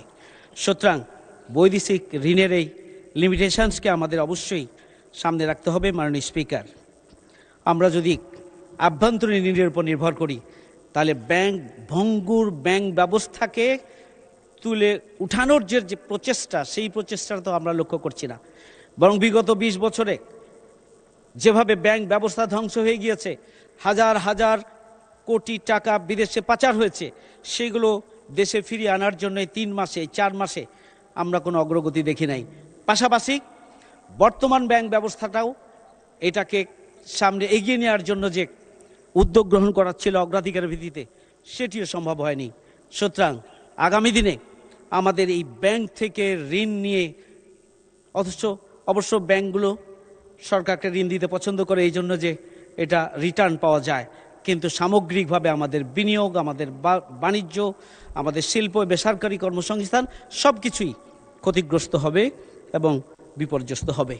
আমরা চাই ইসলামী ব্যাংক সহ আরও 5টি ইসলামী ব্যাংক, অন্যান্য ব্যাংকের যে তারল্য, যে দুরবস্থা, যে বিপর্যস্ত অবস্থা, এই সব কিছু থেকে এটিকে তুলে আনার জন্য রাষ্ট্রীয় হস্তক্ষেপ বন্ধ করা হোক, রাজনৈতিক হস্তক্ষেপ বন্ধ করা হোক। আমরা চাই যে এটিকে আগামী দিনে জনগণের আস্থার একটি ব্যাংক হিসাবে বা ব্যাংক ব্যবস্থা হিসাবে আমরা গড়ে তোলার জন্য সবাই মিলে আমাদের চেষ্টা করা উচিত। এস আলম এবং তার দোসরদেরকে এখানে বসানোর যে প্রক্রিয়া, এই প্রক্রিয়াটা যতক্ষণ পর্যন্ত বন্ধ না হবে, জনগণের বিশেষ করে যারা গ্রাহক, তাদের আস্থা ফিরে আসবে না। ব্যাংকের প্রকৃত মালিকদের হাতে ব্যাংক ফিরিয়ে দিতে হবে, এর কোনো বিকল্প নেই। প্রকৃত মালিক বলতে আমরা ব্যাখ্যায় যেটা বুঝেছি, প্রকৃত মালিক বলতে ব্যাংক রেজুলেশন আইন সংশোধনের মাধ্যমে আবার এস আলম এবং তার দোসরদের হাতে ফিরিয়ে দেওয়ার কথা বোঝানো হয়েছে। আমি যদি ভুল বুঝে না থাকি, দুর্ভাগ্যজনক। প্রকৃত মালিক বলতে উনি জোর করে দখল করার আগে এই ব্যাংকের মালিকানায় যারা ছিল তাদের কাছে ব্যাংক ফিরিয়ে না দেওয়া পর্যন্ত এখানকার গ্রাহকদের আস্থা ফিরে আসবে না, আসার কোনো সুযোগ নেই। আমি একটু সামনে এগোতে চাই। মাননীয় স্পিকার, জ্বালানি ও বিদ্যুৎ নিরাপত্তায় চ্যালেঞ্জ রয়েছে। আমাদের রিনিউয়েবল এনার্জি এবং জ্বালানি, এটির জন্য যে পরিমাণ বরাদ্দ দেওয়া দরকার ছিল সেই বরাদ্দ দেওয়া হয়নি। এখানে বিদ্যুৎ এবং জ্বালানির ক্ষেত্রে বিগত বছরের চাইতে বরাদ্দ কমানো হয়েছে। আমার মনে হয় এরপরও বরাদ্দ যেটুকু হয়েছে সেখানে জীবাশ্ম জ্বালানির উপরে একটা বড় ধরনের বরাদ্দ সেখানে আছে। এই ব্যাপারে আমাদের বাজেট প্রক্রিয়ায় সংশোধন আনা উচিত বলে আমি মনে করি। উন্নয়ন প্রকল্প বাস্তবায়নের জন্য ঝুঁকি হচ্ছে শেষ সময়ে যেনতেনভাবে কাজ করে এখান থেকে নিজেদের পকেট ভারী করার একটা প্রবণতা থাকে কন্ট্রাক্টররা এখানে দুর্নীতির সাথে সম্পৃক্ত হন। কাজ পাওয়ার ক্ষেত্রে এখন যে পদ্ধতি আছে এটি কোনোভাবেই গ্রহণযোগ্য নয়। এভাবে এখানে বৃষ্টি এবং বাদলের কারণে দেখা যায় যে কাজগুলো সঠিক মতো হয় না, পানিতেই টাকা চলে যায়, জরুরি ভিত্তিতে কাজ করতে হয়। সুতরাং উন্নয়ন প্রকল্প বাস্তবায়ন একটা চ্যালেঞ্জ। তবে এই উন্নয়ন প্রকল্প বাস্তবায়নের জন্য আমরা যদি বিশেষ পদক্ষেপ আমরা গ্রহণ করতে পারি, তাহলে আমি আশা করি এখান থেকে হয়তো উত্তরণ পাওয়া সম্ভব হবে। এই বাজেট বাস্তবায়নের জন্য রাজনৈতিক স্থিতিশীলতা অত্যন্ত জরুরি। আমাদের বাজেট আকার অনেক বড়, ঘাটতির পরিমাণ সবচেয়ে বড়, ঋণের পরিমাণও সবচেয়ে বেশি। জুলাই গণঅভ্যুত্থানের চেতনা ধারণ করার ক্ষেত্রেও বড় ধরনের দুর্বলতা আমাদের রয়েছে। হাজারো শহীদ, পঙ্গুত্ব বরণকারীদের স্বার্থ রক্ষায় অনীহা অবহেলা, জুলাই ফাউন্ডেশনের বেতন এখন পর্যন্ত পাওয়া যাচ্ছে না, সেটিও একটা জনগণের সাথে, জুলাই যোদ্ধাদের সাথে একটি দূরত্ব তৈরি হচ্ছে। মাননীয় স্পিকার, 70% জনগণের মতামতকে পদদলিত করে গণ রায়কে আমলে না নেওয়া আরও অনেক অনেক বড় ধরনের প্রতিশ্রুতি ভঙ্গ মাননীয় স্পিকার। সুতরাং স্বাভাবিকভাবেই রাজনৈতিক স্থিতিশীলতা যে প্রত্যাশা ছিল আমাদের, এখানে জনগণ বিক্ষুব্ধ হবে, রাজপথে আসবে। স্বাভাবিকভাবে বাজেট বাস্তবায়নে একটা প্রতিবন্ধকতা তৈরি হওয়া এটা অসম্ভব নয় মাননীয় স্পিকার। আমি আপনার কাছে 3 মিনিট প্রত্যাশা করছি মাননীয় স্পিকার। মাননীয় স্পিকার, ব্যাংকের অ্যাকাউন্ট ওপেন করার জন্য টিন লাগবে কেন? এক্ষেত্রে অর্থনৈতিক ফ্লো, ব্যাংক ইনভেস্টমেন্ট এই সব কিছু কমে যাবে। আমার মনে হয় এই বিষয়টিকে পুনর্বিবেচনা। 1 মিনিটের মধ্যে বক্তব্য দয়া করে শেষ করেন। 1 মিনিট। মাননীয় স্পিকার, শিক্ষা খাতে বরাদ্দ বাড়ানো হয়েছে 14,000 কোটি টাকা। কোথায় ব্যয় হবে এটি খাত নির্ধারণ করা দরকার। ইবতেদায়ী মাদ্রাসাকে সরকারি করার জন্য প্রাইমারি শিক্ষার আদলে গড়ে তোলা দরকার। প্রতিটি জেলায় একটি করে কামিল মাদ্রাসা প্রতিষ্ঠা করা দরকার। দীর্ঘদিন থেকে বঞ্চিত শিক্ষা প্রতিষ্ঠানগুলোকে এমপিওভুক্ত করার জন্য দাবি জানাচ্ছি। ওয়ার্ড ভিত্তিক হেলথ সেন্টার প্রস্তাব করা হয়েছে, কিন্তু ইউনিয়নে হেলথ সেন্টারের যে বেহাল অবস্থা সেদিকে নজর দেওয়া দরকার। 5,000 ডাক্তার নিয়োগ দেওয়া হবে, প্রতিটি ইউনিয়নে কয়জন করে ভাগে পড়বে। সুতরাং স্বাভাবিকভাবে এই অবস্থা দ্রুত উত্তরণের জন্য পদক্ষেপ গ্রহণ করা প্রয়োজন। আমাদের স্বাস্থ্য সেক্টরের অবস্থা বেহাল, একটা অস্থিতিশীল অবস্থা বিরাজ করছে। দলীয়ভাবে চাঁপাইনবাবগঞ্জ সদর হসপিটালে ডাক্তারদেরকে বিদায় করার জন্য। অসংখ্য ধন্যবাদ। মাননীয় সদস্য আলোচনায় অংশগ্রহণ করবেন খুলনা 5 আসন থেকে নির্বাচিত মাননীয় সদস্য জনাব মোহাম্মদ আলী আসগার। জনাব মোহাম্মদ আলী আসগার, আপনার সময় 6 মিনিট। ধন্যবাদ। বিসমিল্লাহির রহমানির রহিম। আসসালামু আলাইকুম মাননীয় স্পিকার। আমাকে বাজেটের উপর আলোচনা করার সুযোগ দেওয়ার জন্য আপনাকে আন্তরিক ধন্যবাদ জানাই। আমি গভীর শ্রদ্ধার সাথে স্মরণ করছি বাংলাদেশের স্বাধীনতার মহান ঘোষক শহীদ রাষ্ট্রপতি জিয়াউর রহমান বীর উত্তমকে। গভীর শ্রদ্ধার সঙ্গে স্মরণ করছি দেশনেত্রী বেগম খালেদা জিয়াকে। শ্রদ্ধা জানাচ্ছি মহান স্বাধীনতা যুদ্ধের বীর শহীদদের এবং দীর্ঘ গণতান্ত্রিক আন্দোলনে যারা জীবন উৎসর্গ করেছেন তাদের প্রতি।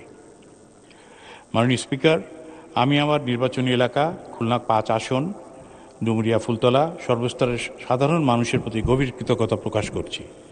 আমি ধন্যবাদ ও কৃতজ্ঞতা জানাই আমাদের দূরদর্শী মাননীয় প্রধানমন্ত্রী এবং মাননীয় প্রধানমন্ত্রী তারেক রহমান এবং মাননীয় অর্থমন্ত্রী জনাব আমির খসরু মাহমুদ চৌধুরী মহোদয়কে। অত্যন্ত প্রতিকূল পরিস্থিতির মধ্যেও দেশের মানুষের কল্যাণে একটি সময় উপযোগী, জনবান্ধব এবং প্রগতিশীল বাজেট উপহার দিয়েছেন তারা। মাননীয় স্পিকার, দেশের সকল অঞ্চলের সুষম উন্নয়ন আমাদের লক্ষ্য। বাজেটের বরাদ্দ যেন দলমত নির্বিশেষে সকল সংসদ সদস্যের এলাকায় সমানভাবে এবং ন্যায্যভাবে পৌঁছায়, সে ব্যাপারে আমাদের সরকার শতভাগ প্রতিশ্রুতিবদ্ধ। এই বাজেট মাননীয় স্পিকার ইনশাআল্লাহ আমাদের অর্থনীতিকে $1 ট্রিলিয়ন ক্লাবে নিয়ে যাওয়ার একটি দৃঢ় রোডম্যাপ। মাননীয় স্পিকার, উত্থাপিত বাজেটের সামাজিক নিরাপত্তা বেষ্টনীতে বরাদ্দ বৃদ্ধি এবং মুদ্রাস্ফীতি নিয়ন্ত্রণের সুনির্দিষ্ট পদক্ষেপ গ্রহণের যে উদ্যোগ নেওয়া হয়েছে তা অত্যন্ত প্রশংসনীয়। সরকারের সঠিক নীতিমালার কারণে দেশের অর্থনীতি স্থিতিশীল রয়েছে। দেশের প্রান্তিক জনগোষ্ঠী যেন সরাসরি উপকৃত হতে পারে, সেজন্য বাজেটের বিভিন্ন খাতে বিশেষ সুবিধার ব্যবস্থা রাখা হয়েছে। বাজেটে শিক্ষা, স্বাস্থ্য, অবকাঠামো খাতে যে বিপুল বরাদ্দ দেওয়া হচ্ছে তা আগামী দিনে বাংলাদেশকে একটি উন্নত রাষ্ট্র হিসেবে গড়ে তুলতে সাহায্য করবে। কর ব্যবস্থার আধুনিকায়ন এবং রাজস্ব আদায় বাড়াতে যে সংস্কারের প্রস্তাব করা হয়েছে তা দেশের অভ্যন্তরীণ সম্পদ বাড়াতে বড় ভূমিকা রাখবে। আমি মনে করি এই বাজেটে দেশের ক্ষুদ্র ও মাঝারি শিল্পকে চাঙ্গা করবে এবং লাখ লাখ শিক্ষিত তরুণদের জন্য নতুন কর্মস্থানের পথ উন্মুক্ত করবে।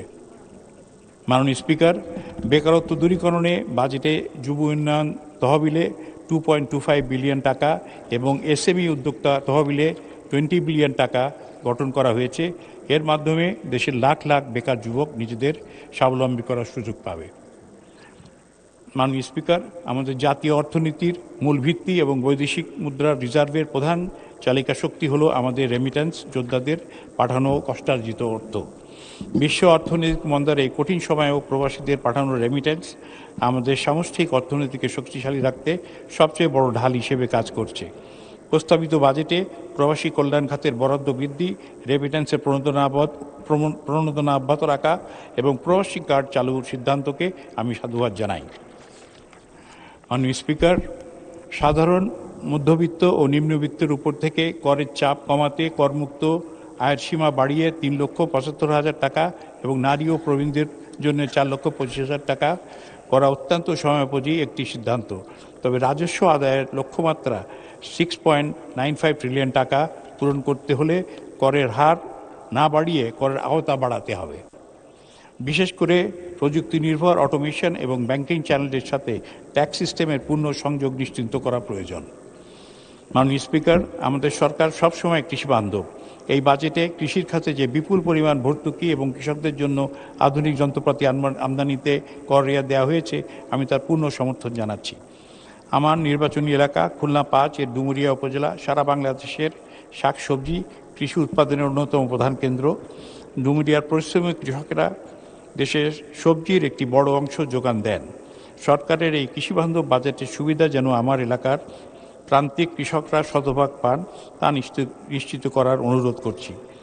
কৃষকদের উৎপাদিত ফসলের সঠিক মূল্য নিশ্চিত করতে এবং সবজি সংরক্ষণ করার জন্য ডুমুরিয়া উপজেলায় একটি আধুনিক সরকারি হিমাগার, কোল্ড স্টোরেজ এবং কৃষি প্রক্রিয়াজাতকরণ কেন্দ্র স্থাপন করার জন্য এই বাজেটে প্রয়োজনীয় বরাদ্দ অন্তর্ভুক্ত করার দাবি জানাচ্ছি। মাননীয় স্পিকার, আমাদের এলাকার একটি দীর্ঘদিনের সমস্যা হলো বিল ডাকাতিয়া সহ বিভিন্ন মিলের জলবদ্ধতা। বর্ষাকালে জলবদ্ধতার কারণে কৃষকদের ফসল এবং মৎস্যঘের ভেসে যায়। আমাদের মাননীয় প্রধানমন্ত্রী সবসময় টেকসই উন্নয়নে জোর দেন। আমি এই মহান সংসদে জোর দাবি জানাচ্ছি, খুলনা 5 আসনের বিল ডাকাতিয়ার জলবদ্ধতা চিরতরে দূর করার জন্য এবং নদী খাল পুনঃখনন ও টেকসই বেড়িবাঁধ নির্মাণের জন্য পানি সম্পদ মন্ত্রণালয়ের আওতায় একটি মেগা প্রকল্প এই বাজেটের আওতায় উন্নয়ন কর্মসূচিতে এডিপি অন্তর্ভুক্ত করা হোক। একটি বাস্তবায়িত হলে অঞ্চলের অর্থনীতিতে এক নতুন বিপ্লব ঘটবে। মাননীয় স্পিকার, আমাদের সরকার নবায়নযোগ্য ও পরিবেশ বান্ধব জ্বালানি নীতিতে রিনিউয়েবল এনার্জি পলিসি ব্যাপক জোর দিয়েছেন।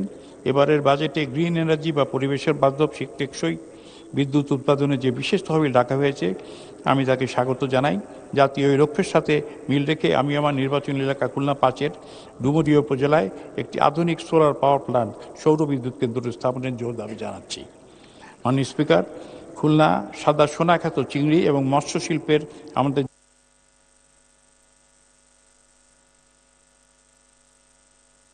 মাননীয় সদস্য, আপনার সময় শেষ। 2 মিনিট। উনাকে তো চাইতে হবে। জি, 2 মিনিট দেয়া হলো।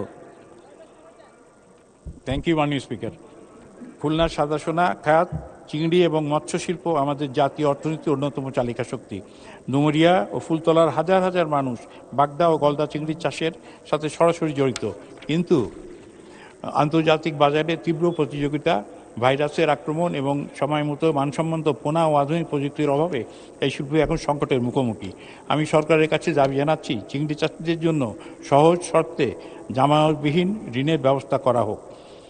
মৎস্য চাষে আধুনিক প্রযুক্তি প্রসারে বিশেষ প্রাধান্য দিতে হবে। আমাদের অঞ্চলের মৎস্য চাষিরা যেন বৈজ্ঞানিক উপায়ে চাষাবাদ করতে পারেন, সেজন্য উপজেলা পর্যায়ে উন্নত প্রশিক্ষণ কেন্দ্র গড়ে তুলতে হবে। রপ্তানি বাড়াতে চিংড়ির মান উন্নয়ন, ল্যাবরেটরিজ এবং শক্তিশালী করতে হবে। মাননীয় স্পিকার, আমার আসনে ফুলতলা উপজেলা ব্যবসা বাণিজ্যের জন্য অত্যন্ত সুপরিচিত। ফুলতলার ঐতিহ্যবাহী ডাল কলগুলো দেশের খাদ্য চাহিদায় শুধু পূরণ করে না, অনেক কর্মসংস্থান তৈরি করেছে। ঐতিহ্যবাহী এই শিল্পগুলোকে টিকিয়ে রাখতে নিরবিচ্ছিন্ন গ্যাস ও বিদ্যুৎ সরবরাহের জন্য অবকাঠামো উন্নয়ন প্রয়োজন। স্থানীয় ডাল ও ক্ষুদ্র শিল্পগুলি বাজেটের এক বিশেষ রাখতে হবে। পাশাপাশি শিরোমণি এবং ফুলতলা এলাকার জুট মিলগুলোর সাথে হাজার হাজার শ্রমিকের ভাগ্য জড়িত। বন্ধ হয়ে যাওয়া মিলগুলো দ্রুত চালুর ব্যবস্থা করতে হবে, অথবা এগুলোকে আধুনিকরণ করে পিপিপি, পাবলিক প্রাইভেট পার্টনারশিপ এর মাধ্যমে নতুন কর্মসংস্থান সৃষ্টি করতে হবে। তরুণ প্রজন্মের জন্য কারিগরি শিক্ষার বিস্তার বাড়াতে হবে। প্রতিটি উপজেলায় এমপ্লয়মেন্ট এক্সচেঞ্জ, দক্ষ আইটি ফ্রিল্যান্স তৈরির জন্য বাজেট বরাদ্দ রাখার উদ্যোগকে আমি সাধুবাদ জানাই। মাননীয় স্পিকার, ডুমুরিয়া ফুলতলা উপজেলার স্বাস্থ্য কমপ্লেক্স দুইটির উপর লাখ লাখ মানুষের চিকিৎসা নির্ভর করে, কিন্তু সেখানে এখনও শয্যা সংকট। মাননীয় স্পিকার, ডুমুরিয়া ফুলতলা অঞ্চলের শিক্ষা প্রতিষ্ঠানগুলো অবকাঠামোগত উন্নয়ন খুবই প্রয়োজন। আমি চাই যে আপনারা আমাকে এটার একটা উন্নতির ব্যবস্থা করে দিন। মাননীয় স্পিকার, আপনাকে অসংখ্য ধন্যবাদ মাননীয় সদস্য। আলোচনায় অংশগ্রহণ করবেন নওগাঁ 6 আসন থেকে নির্বাচিত মাননীয় সদস্য জনাব শেখ মোহাম্মদ রেজাউল ইসলাম। বিসমিল্লাহির রহমানির রহিম। আপনার সময় 6 মিনিট। ধন্যবাদ। মাননীয় স্পিকার, দেশের 55তম বাজেটের উপরে আলোচনার জন্য সময় দেওয়ার জন্য আপনাকে ধন্যবাদ। মাননীয় স্পিকার, আজকে এই বাজেটের পক্ষে বিপক্ষে এখানে অনেকেই অনেক কথা বলছেন। বিশেষ করে আমি ব্যক্তিগতভাবে মনে করি স্বাধীনতার পর এত বড় বাজেট আমাদের দেশে কখনো দেওয়া হয়নি। বড় বাজেট দিতে হবে, এটাই স্বাভাবিক। কারণ প্রতিদিন আমাদের জনসংখ্যা বাড়ছে, তাদের চাহিদা বাড়ছে, তাদের রাস্তাঘাট, স্কুল কলেজ, বিভিন্ন প্রতিষ্ঠান প্রয়োজন হয়, সামাজিক কর্মকাণ্ডের জন্য আমাদের বিভিন্ন সংস্থায় যে বরাদ্দ দিতে হয়। সুতরাং সব কিছু মিলে বাজেট বাড়বে প্রতি বছর, এটাই স্বাভাবিক। এখন বাজেটের উপরে বিরোধী দলের কিছু বন্ধু বলছেন, একটু আগেই বলেছেন যে বাজেট নিয়ে বাহিরে আমাদের সরকারি দলের চোখে নাকি রঙিন চশমা। তো আমি তো দেখছি যে বাজেট নিয়ে সরকারি দলের চশমা নাই, বরং তাদেরই রঙিন চশমা চোখে দিয়ে এই বাজেটকে দেখছেন তারা।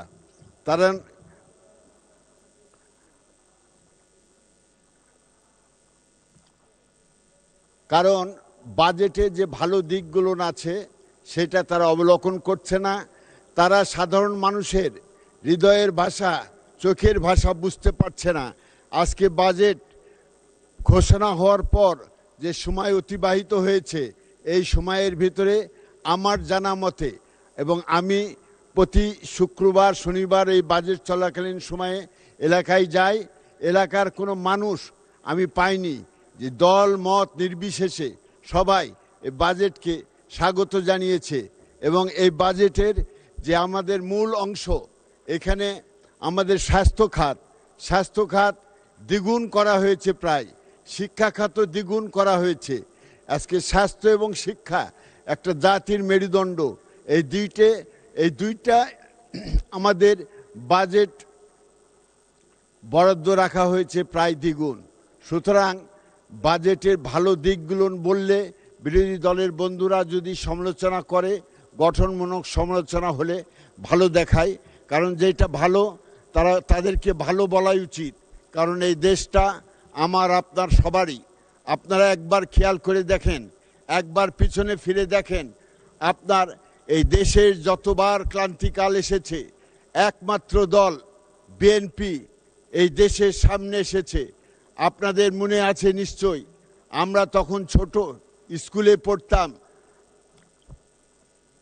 নভেম্বরের 3 তারিখ থেকে 6 তারিখ পর্যন্ত এই দেশের কোনো সরকার ছিল না, এবং তৎকালীন সময়ে সিপাহী জনতার একটা বিপ্লবের মাধ্যমে আমাদের শহীদ রাষ্ট্রপতি জিয়াউর রহমানকে সামনে এনেছিল। দেশের এই দুর্যোগময় মুহূর্তে উনি দায়িত্বভার গ্রহণ করেছিলেন। ঠিক একইভাবে বেগম খালেদা জিয়া একটা গৃহবধূ, উনি গৃহবধূ থেকে দেশের সেই ক্লান্তিকালে সেই স্বৈর শাসককে উৎখাতের জন্য, তার বিরুদ্ধে আন্দোলনের জন্য দেশের সকল মানুষকে ঐক্যবদ্ধ করেছিলেন। আজকে দেশের যে 17 বছর লুণ্ঠন হয়েছে, দেশ থেকে টাকা বিদেশে পাচার হয়েছে, এমন একটি সময় আমাদের দেশের দায়িত্বভার গ্রহণ করেছেন সেই পরিবারেরই একমাত্র পুরুষ সদস্য আমাদের প্রধানমন্ত্রী জনাব তারেক রহমান। তখন আমাদের দায়িত্ব, সবারই দায়িত্ব, এই মানুষটাকে আমরা সহায়তা দিই, তাকে রাষ্ট্র কাঠামো মেরামতের স্বপ্ন তিনি দেখেছেন। উনি দেখেছেন 31 দফা আমাদেরকে দিয়েছিলেন। আমরা নির্বাচনের 2 বছর আগে থেকে মাঠে ঘাটে 31 দফা নিয়ে কাজ করেছি। সেই 31 দফার আলোকে আজকে উনি দেশ পুনর্গঠন করার জন্য দীর্ঘ 17 বছর ধরে পরিকল্পনা করেছেন, স্বপ্ন দেখেছেন। সেই স্বপ্ন আমরাও দেখছি, সেই স্বপ্ন বাস্তবায়নের জন্য আমরাও তার সঙ্গে কাজ করছি। শুধুমাত্র তাদেরকে একটু সময় দেন, আপনারা সরকারকে সময় দেন। সরকারের গঠনমূলক যেগুলো কাজ সেগুলো আপনারা বলেন।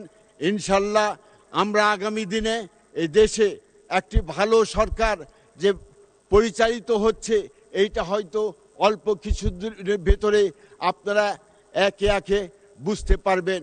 বিশেষ করে আমরা নির্বাচনের আগে আমাদের দল থেকে যেগুলো ওয়াদা দেওয়া হয়েছিল জাতির সামনে, মানুষের সামনে, সেই ওয়াদাগুলো একটি একটি করে পালন করা হচ্ছে এবং এখনো যেটা বলা হবে, ইনশাল্লাহ আপনারা একটু সময় দেন, আগামী দিনও একটা একটা করে প্রত্যেকটি ওয়াদা বাস্তবায়ন করা হবে এবং এই দেশ একটি গণতান্ত্রিক দেশ এবং মানুষের বাসযোগ্য একটি স্বাধীন দেশ, যে স্বপ্নটা দেখেছিলেন শহীদ রাষ্ট্রপতি জিয়াউর রহমান, বেগম জিয়া তার জীবদ্দশায় যে স্বপ্ন দেখেছিলেন, আজকে তারই ছেলে। জি, অসংখ্য ধন্যবাদ মাননীয় সদস্য। 1 মিনিট দেয়া হলো, প্লিজ। কিছুই বলিনি মাননীয় স্পিকার, আমি এলাকার কথা বেশি কিছু বলবো না, কারণ আমি ইতিমধ্যেই আমাদের এলাকায় নওগাঁর 4 লেন সহ আমাদের নওগাঁ থেকে নাটোর যে 4 লেন, এইটা আমি ডিও লেটার দিয়েছি, কাজ করছি। এবং আমাদের বর্তমান যে মহাসচিব, মাননীয় মহাসচিব আমার এলাকায় গিয়েছিলেন, উনি সেখানে যেসব বলে এসেছেন সেগুলো নিয়ে আমরা কাজ করছি। আশা করছি আমরা এই সরকারের সময়ের ভিতরে আমার এলাকার প্রত্যেকটি কাজ আমি করতে পারবো। আমরা রেলের বিষয়ে বলেছি, আমরা আধুনিক স্টেশনের কথা বলেছি, আমরা বলেছি হসপিটালের উন্নয়নের কথা, রাস্তাঘাটের কথা, ব্রিজের কথা, এগুলো সবই বাস্তবায়ন হবে। আমি সেগুলো নিয়ে কাজ করছি। শুধু আপনার মাধ্যমে মাননীয় মন্ত্রীদের আমি অসংখ্য ধন্যবাদ মাননীয় সদস্য। আলোচনায় অংশগ্রহণ করবেন কিশোরগঞ্জ 4 আসন থেকে নির্বাচিত মাননীয় সদস্য জনাব মোহাম্মদ ফজলুর রহমান। জনাব মোহাম্মদ ফজলুর রহমান,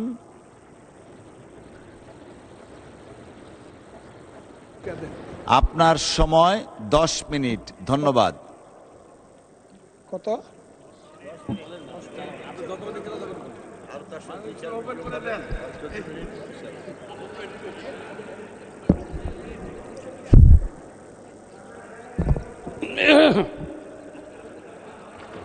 মাননীয় স্পিকার, এখন 10 মিনিট দিলে অসুবিধা নাই, আর সারা রাত দিলে অসুবিধা নাই। একজন মানুষকে বয়স 78 বছর, 40 বছর আগে আমি এই সিটে ছিলাম। 40, এখানে একজনও নাই। আমি নয়, এখানে নাই, এখন নাই, আছে 2-1 আছে। আমি 40 বছর আগে এখানে ছিলাম। আমি 11টা থেকে এখন রাত্র 9টা পর্যন্ত বসে আছি। আমাকে বলা হয়েছে 20 মিনিট সময় দেওয়া হবে, এখন আপনি বলছেন 10 মিনিট। এনে চিফ হুইপ সাহেব দেখেন, আমার এখানে আনলিমিটেড লেখা আছে। মাননীয় সদস্য, আমার জায়গা থেকে আমি আমি এগুলো কথা বলতে বলবো পারি না, না, হ্যাঁ? বাট টাইমটা সরকারি দলের চিফ হুইপ, মাননীয় চিফ হুইপ নির্ধারণ করে দেন। না, ঠিক আছে মাইলড, আমি আপনাকে তো বলছি না, আমি বলছি ওনাকেই বলছি যে এখন আপনি বললেন 10 মিনিট, আমি 10 মিনিট কথা বলতে পারবো না এখন এই কারণে যে এখন যে অবস্থা আমার মানসিকভাবে I am not ready to speak before your lordship honour, কারণ বলার কিছু নাই।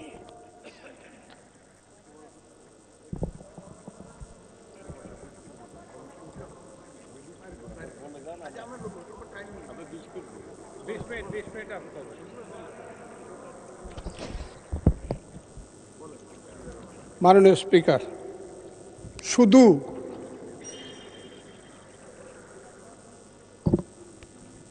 রুলস রক্ষা করার জন্য কথা বলে যাচ্ছি, না হলে আমার কথা বলার কথা না। দেখুন, বলতাম না আমি, শুধু হাউজের সম্মানে, আপনার সম্মানে আমি কথা বলে যাচ্ছি।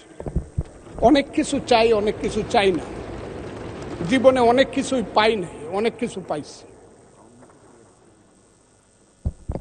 যা হোক, তারপর আমি বলি, কেন পান্থ ক্ষান্ত হও হেরি দীর্ঘ পথ, উদ্যম বিহনে কারো পুরে মনোরথ, কাটাহেরি ক্ষান্ত কেন কমল তুলিতে, দুঃখ বিনা শুক্লাভ হয় কি মোহিতে।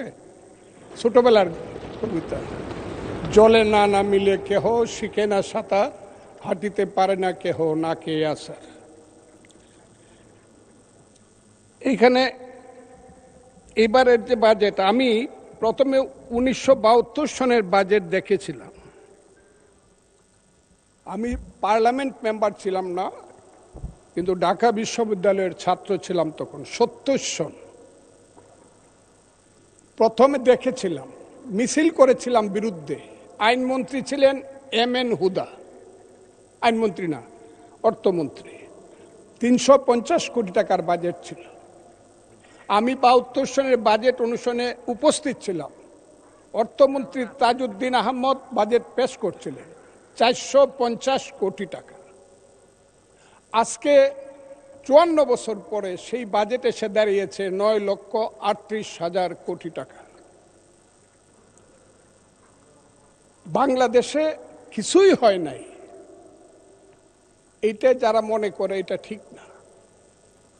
এখন বাংলাদেশ যেদিকে চলছে, এত বড় একটা বাজেট অত্যন্ত সুন্দর এবং নিখুঁতভাবে দেওয়ার জন্য আমি বাংলাদেশের নেতা, আমাদের নেতা, বাংলাদেশ সরকারের প্রধানমন্ত্রী জনাব তারেক রহমান, অর্থমন্ত্রী জনাব আমির খসরু মাহমুদ চৌধুরীকে অন্তরের অন্তঃস্থল থেকে ধন্যবাদ জানাচ্ছি। এখানে বাজেটের মূল 3টা ব্যাপার খুব সামনে এসেছে। একটা, শিক্ষা, সবচেয়ে বেশি বাজেট হয়েছে। তারপরে হলো নিরাপত্তা, সামাজিক নিরাপত্তা। শিক্ষাতে 1,37,000 কোটি, সামাজিক নিরাপত্তায় 1,44,000 কোটি। তারপরে স্বাস্থ্য হলো 69,000 কোটি। এত বড় বাজেট, এত ব্যাপক ভাবে সমস্ত দিক রক্ষা করে একটা বাজেট দেওয়া, এটার খুব বেশি ত্রুটি আছে। ত্রুটি থাকলেও আমি বলবো, কিছুক্ষণ পরেই বলছি, এটা আমি মনে করি না খুব বেশি ত্রুটি আছে। এটা কিভাবে বাস্তবায়ন হবে, এত টাকা বাজেট, ঘাটতি বাজেট নিয়ে, এইটাই যারা জিজ্ঞাসা করছেন আমার বিরোধী দলের সম্মানিত সদস্যরা, এটা আগামী বছর যখন আমরা পারবো না তখন জিজ্ঞাসা করবেন। এটা এখন জিজ্ঞাসা করার ব্যাপার না। আপনাদের আশঙ্কাটা থাকুক, কিন্তু আশঙ্কা থাকলেই সবকিছু, আশা থাকলেই সবকিছু হয় না। আমরা পারবো না, কারণ আপনারা ইলেকশনের সময় মনে করেছিলেন আমরা বোধহয় পারবো না, কিন্তু আমরা কিন্তু পেরেছি।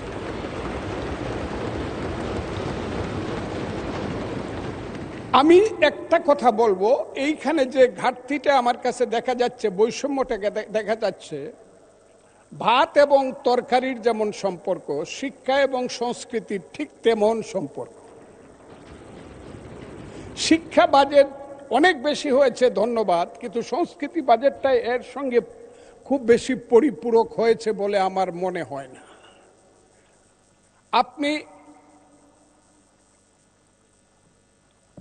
আমি খুব ক্লিয়ারলি আপনাকে বলতে চাই যে একটাকে অনাহারে রেখে আরেকটা খুব সুস্থভাবে চলতে পারে না।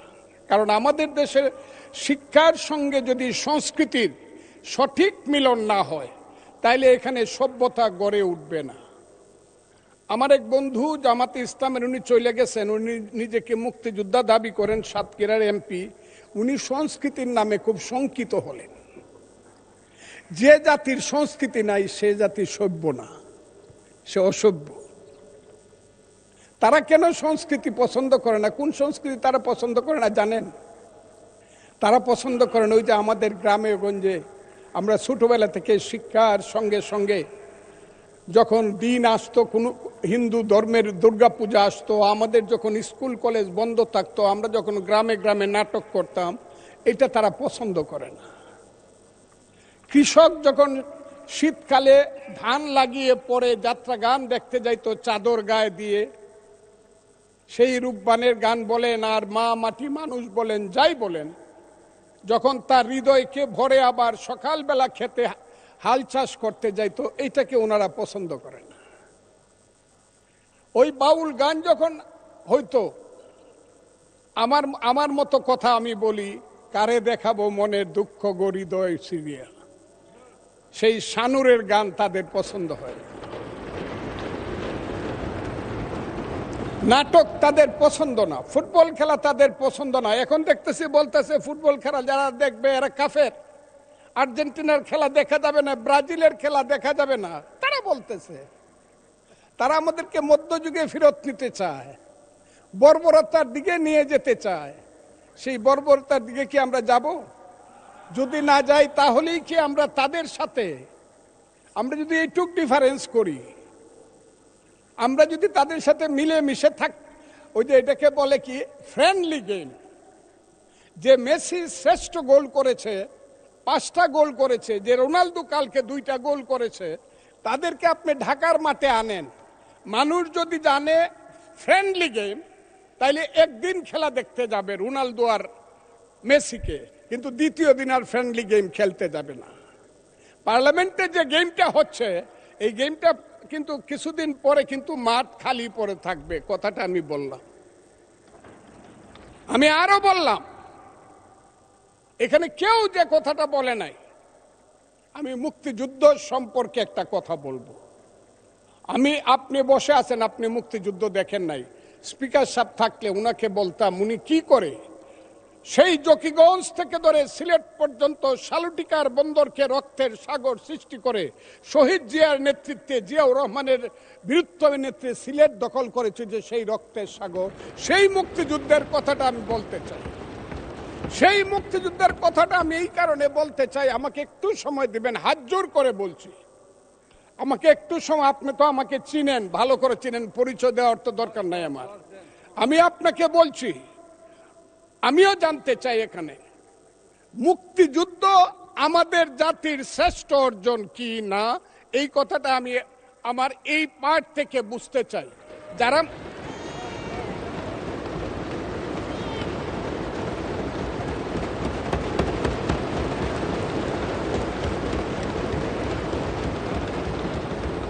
তাহলে 146 এবং 47 ধারায় বা পেরা যে দুইটা, জি মাননীয় সদস্য,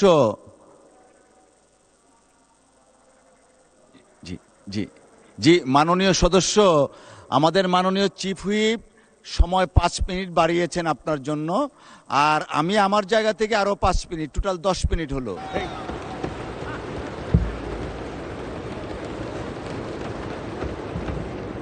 যদি এই হয় তাহলে 147 প্যারায় লেখা আছে, জনাব অর্থমন্ত্রী, সরকার মহান মুক্তিযুদ্ধের ইতিহাস সংরক্ষণ ও বীর মুক্তিযোদ্ধাদের কল্যাণে নিরলসভাবে কাজ করছে। ঠিক আছে, সাধারণ মুক্তিযোদ্ধাদের মাসিক সম্মানের 20,000 টাকা অপরিবর্তিত রাখার এবং খেতাবপ্রাপ্ত মুক্তিযোদ্ধা যেমন বীর শ্রেষ্ঠ, বীরুত্তম, বীর বিক্রম, বীর প্রতীকদের 5,000 টাকা বৃদ্ধি করছে।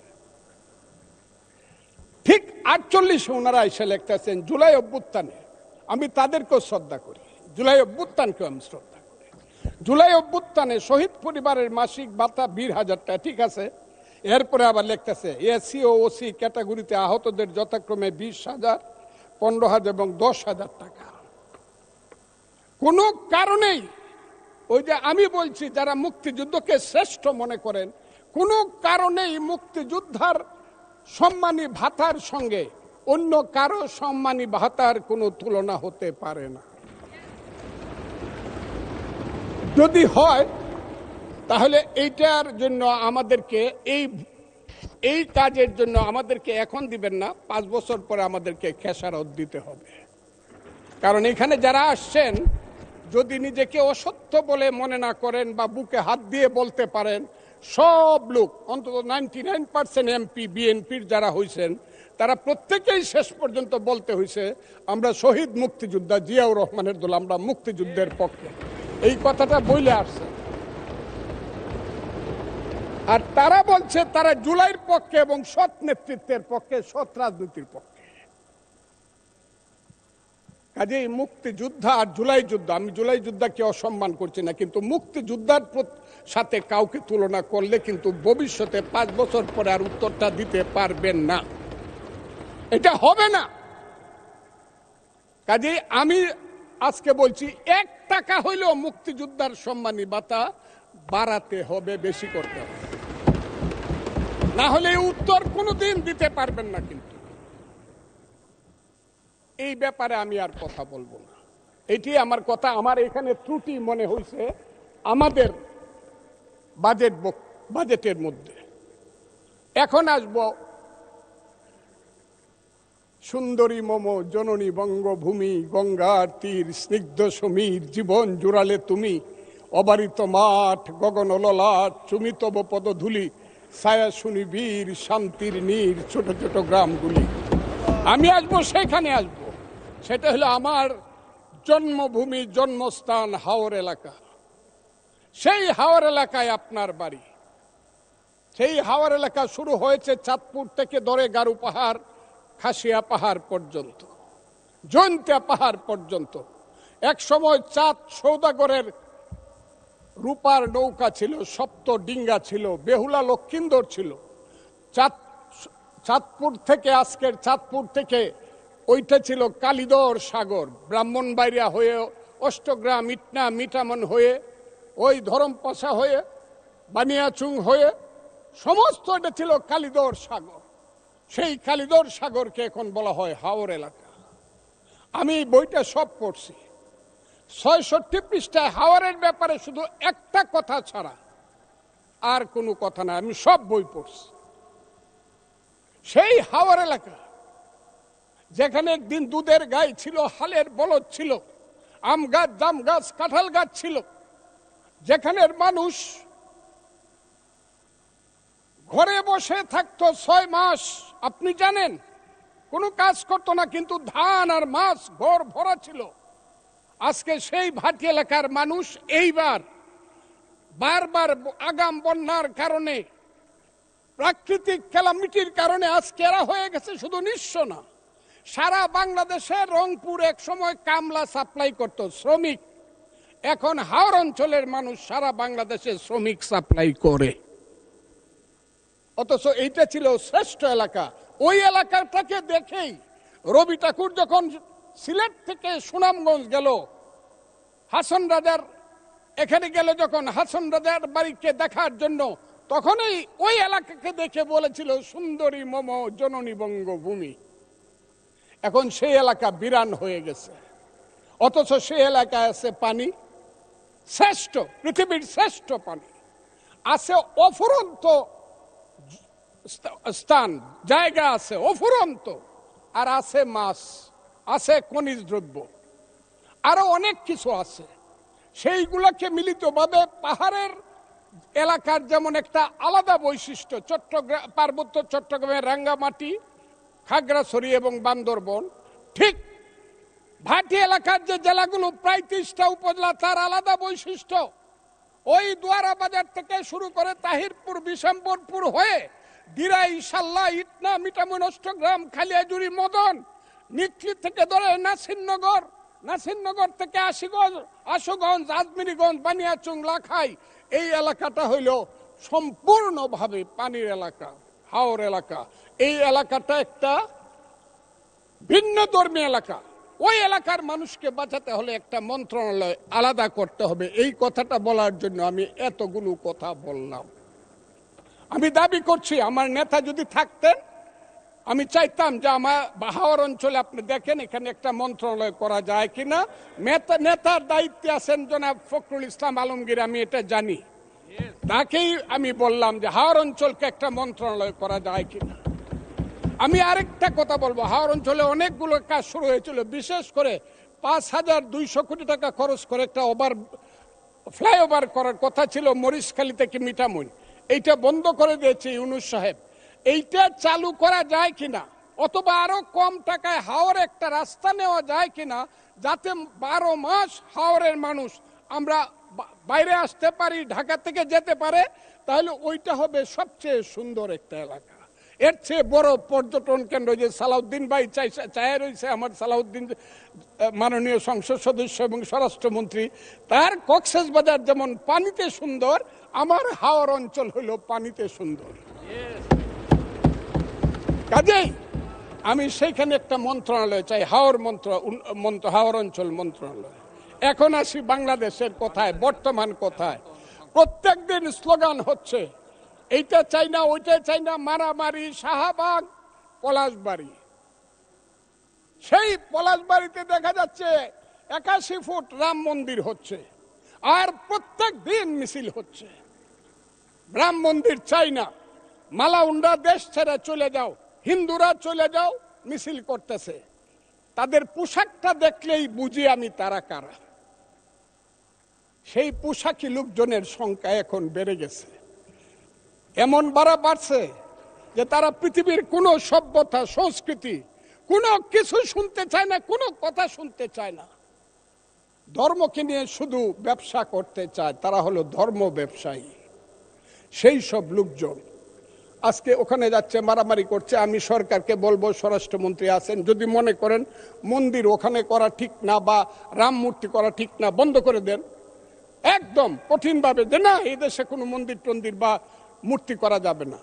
কিন্তু আমি মনে করি ওই 100 না 300 ফুট মূর্তি বানাক, আমি মুসলমান, আমার কি আইলো গেল, আমি তো ওটার দিকে তাকাই না। আমি প্রয়োজনে 25 তলা মসজিদ করব, অসুবিধা কি? ওর মন্দিরে নামাজ করবে, পূজা করবে, আমি আমার মসজিদে নামাজ পড়বো, অসুবিধা কি? একসাথে কি আমরা থাকবো না? ওরা কি 9% মানুষ, 1.5 কোটি মানুষ, ওরা কি থাকবে না এই দেশের? এদেরও দেশ। 14 পুরুষ আগে তো এদেরই দেশ ছিল। এটা 1204 খ্রিস্টাব্দের আগে এইখানে হিন্দু এবং বৌদ্ধদের দেশ ছিল। আমরা তো এইখানে কিভাবে আসছি? আমরা আসছি হযরত খাজা মাইনুদ্দিন চিশতি রহমাতুল্লাহ আলাইহি, খাজা নিজামুদ্দিন বখতিয়ার খাকি, হযরত শাহজালাল, শাহপরান, গেসুতারাজ, ওই চট্টগ্রামের বাইজিদ বুস্তামি, ওই বাগেরহাটের খান জাহান আলী থেকে ধরে ওলিয়া উলিয়া গাউস কুতুব দরবেশেরাই তো এই দেশে বলছে